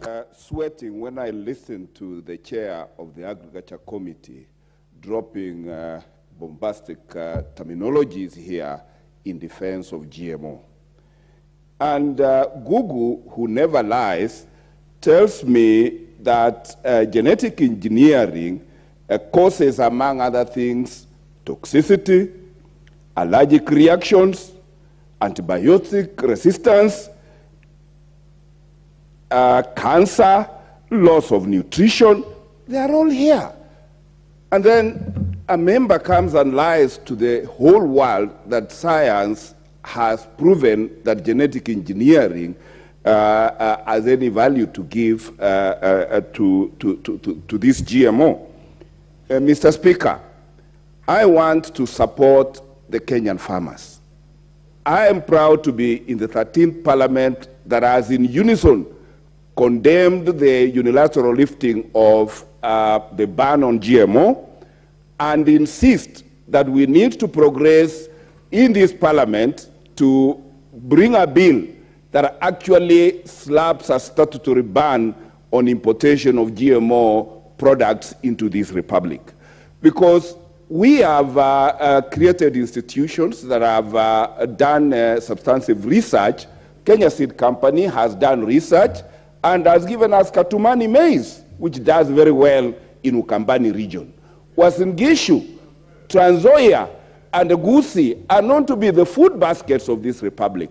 How can any government that means well for its farmers import maize on the eve of harvesting by our farmers in the Rift Valley? This is economic sabotage.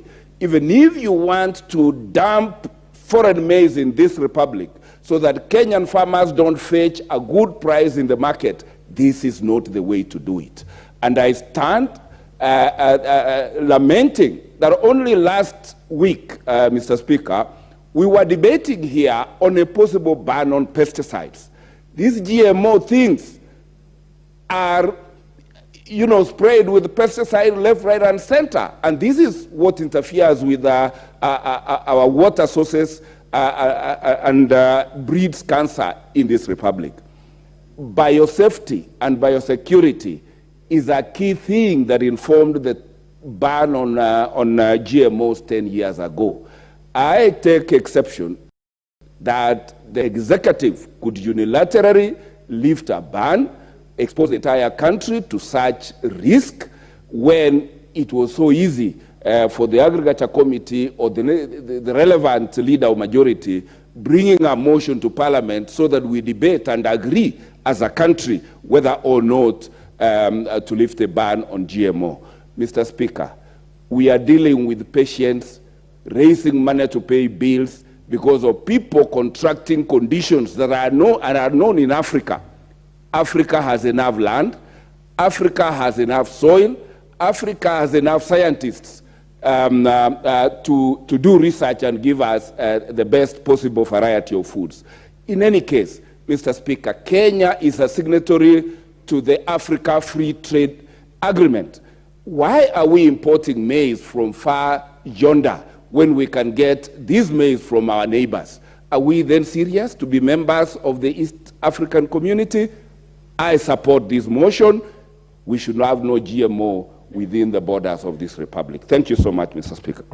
The Honorable Joseph Oyula, MP for Butula.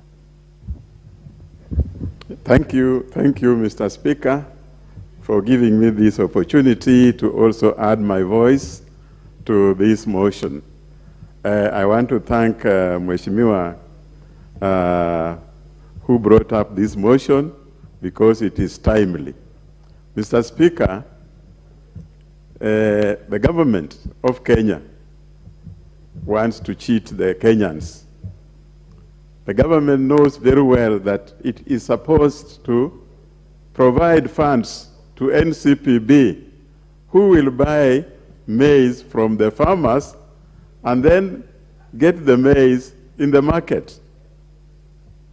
Farmers are still stocking maize. In fact, as we speak now, Mr. Speaker, the crop of 2021 is still in the stores. It's only now that some farmers have started disposing of that crop. If that crop is still in the stores of farmers, Mr. Speaker, why can't the government get the money that it's using to import this GMO food from outside and buy that maize and supply to the people who are hit by drought in this country? Mr. Speaker, people will look at Kenya as a very different country, doing things that are not expected. We cannot be leaving our maize to rot in stores and go and buy maize from elsewhere and come and feed our people with GMO food. GMO food is going to cause a lot of harm to our people, as it has been mentioned, Mr. Speaker. We are going to have so many funerals. We are going to spend a lot of money, and our health facilities are not all that good. So let the government look at the most appropriate way of handling food shortage, if there is any, in this country. Let us fund farmers appropriately. Let us ensure that the farm produce is sold by the farmers at a reasonable price. That will encourage farming and will have a lot of maize in this country. Mr. Speaker, if we continue looking outside and importing food that is going to kill our people, I think we will not be doing the right thing. So, Mr. Speaker, I stand to support this motion and ask our government to make sure that that maize is not brought into this country, and that maize is going to cause a lot of problems for we politicians, and we ensure that we do the right thing, Mr. Speaker. Honorable Lilian Sioi, in 2 minutes. Thank you, Mr. Speaker, for giving me a chance to support this motion.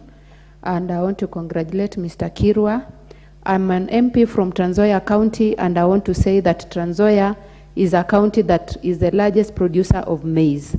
I don't think we've reached to a level of importing maize because farmers from Trans Nzoia still have plenty of maize and it has not been bought. So when we go to import maize, that means we've already consumed what we have. We are killing our farmers by doing this because we cannot import maize and we want to say that we are promoting farmers. If at all we cannot provide, Mr. Speaker, we cannot give them a platform to sell their maize. We are the ones that are going to kill this sector of farming. And I also want to say, Mr. Speaker, that I'm surprised the CS had to make this decision by himself, which is a very big decision that he did, without even inquiring from the Committee of Agriculture. Our members from Agriculture don't understand what is going on, and I want to say that we are blaming them for something that they are totally innocent. The importation of maize, Mr. Speaker, I want to say is illegal. And the maize that has already been brought in that has been shipped in, we want to say that we want to see that maize not being supplied in our country because our farmers will not be able to sell the maize. They will lack the market to sell our maize. And again, the maize that has been brought in is going to kill the price. Bearing in mind that, Mr. Speaker, the input this year was very expensive.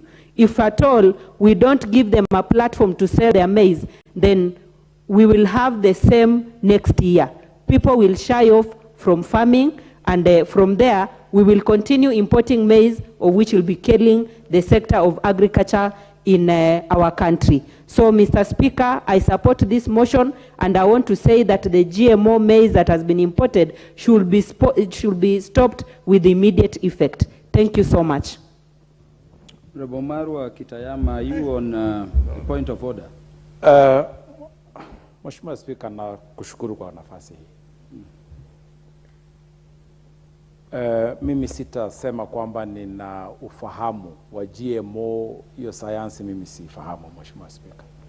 Lakini mimi najua kwamba wakulima wetu wengi sana katika maeneo ya nchi hii wako na chakula, wamelima, wana mahindi na vyakula vya aina tofauti tofauti vimejaa katika bagala hayo. Wanatafuta sehemu tu ya kuuza.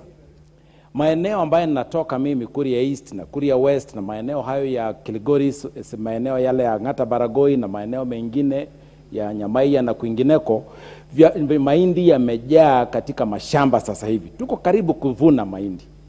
Itakuwa ni jambo la ajabu sana, Mheshimiwa Spika, ikiwa tutapata kwamba serikali hii badala ya kungojea tu siku 2-3 waweze kupata mavuno haya, wakulima wanapigwa na sasa na ile mshangao kwamba tayari kuna mahindi yamekuja katika bandari ya Mombasa yakingoja kuingia katika nchi, na sisi wote tunajua ikifanyika hivyo basi mahindi ya mkulima yatakuwa kwamba hayataweza kununuliwa. Kwa hivyo, Mheshimiwa Spika, mimi nasimama kuunga mkono Mheshimiwa mwenzangu ambaye ameleta mswada huu. Tatizo hata sio GMO, tatizo ni tabia mbaya, Mheshimiwa Spika. Na Mheshimiwa Spika, tabia mbaya haina tiba, ni tabia mbaya tu. Serikali hii inahitaji kutoka katika mkondo ule ambaye serikali zilizopita ilikuwa inafanya, tabia mbaya kumdhulumu mkulima na mwananchi wa kawaida.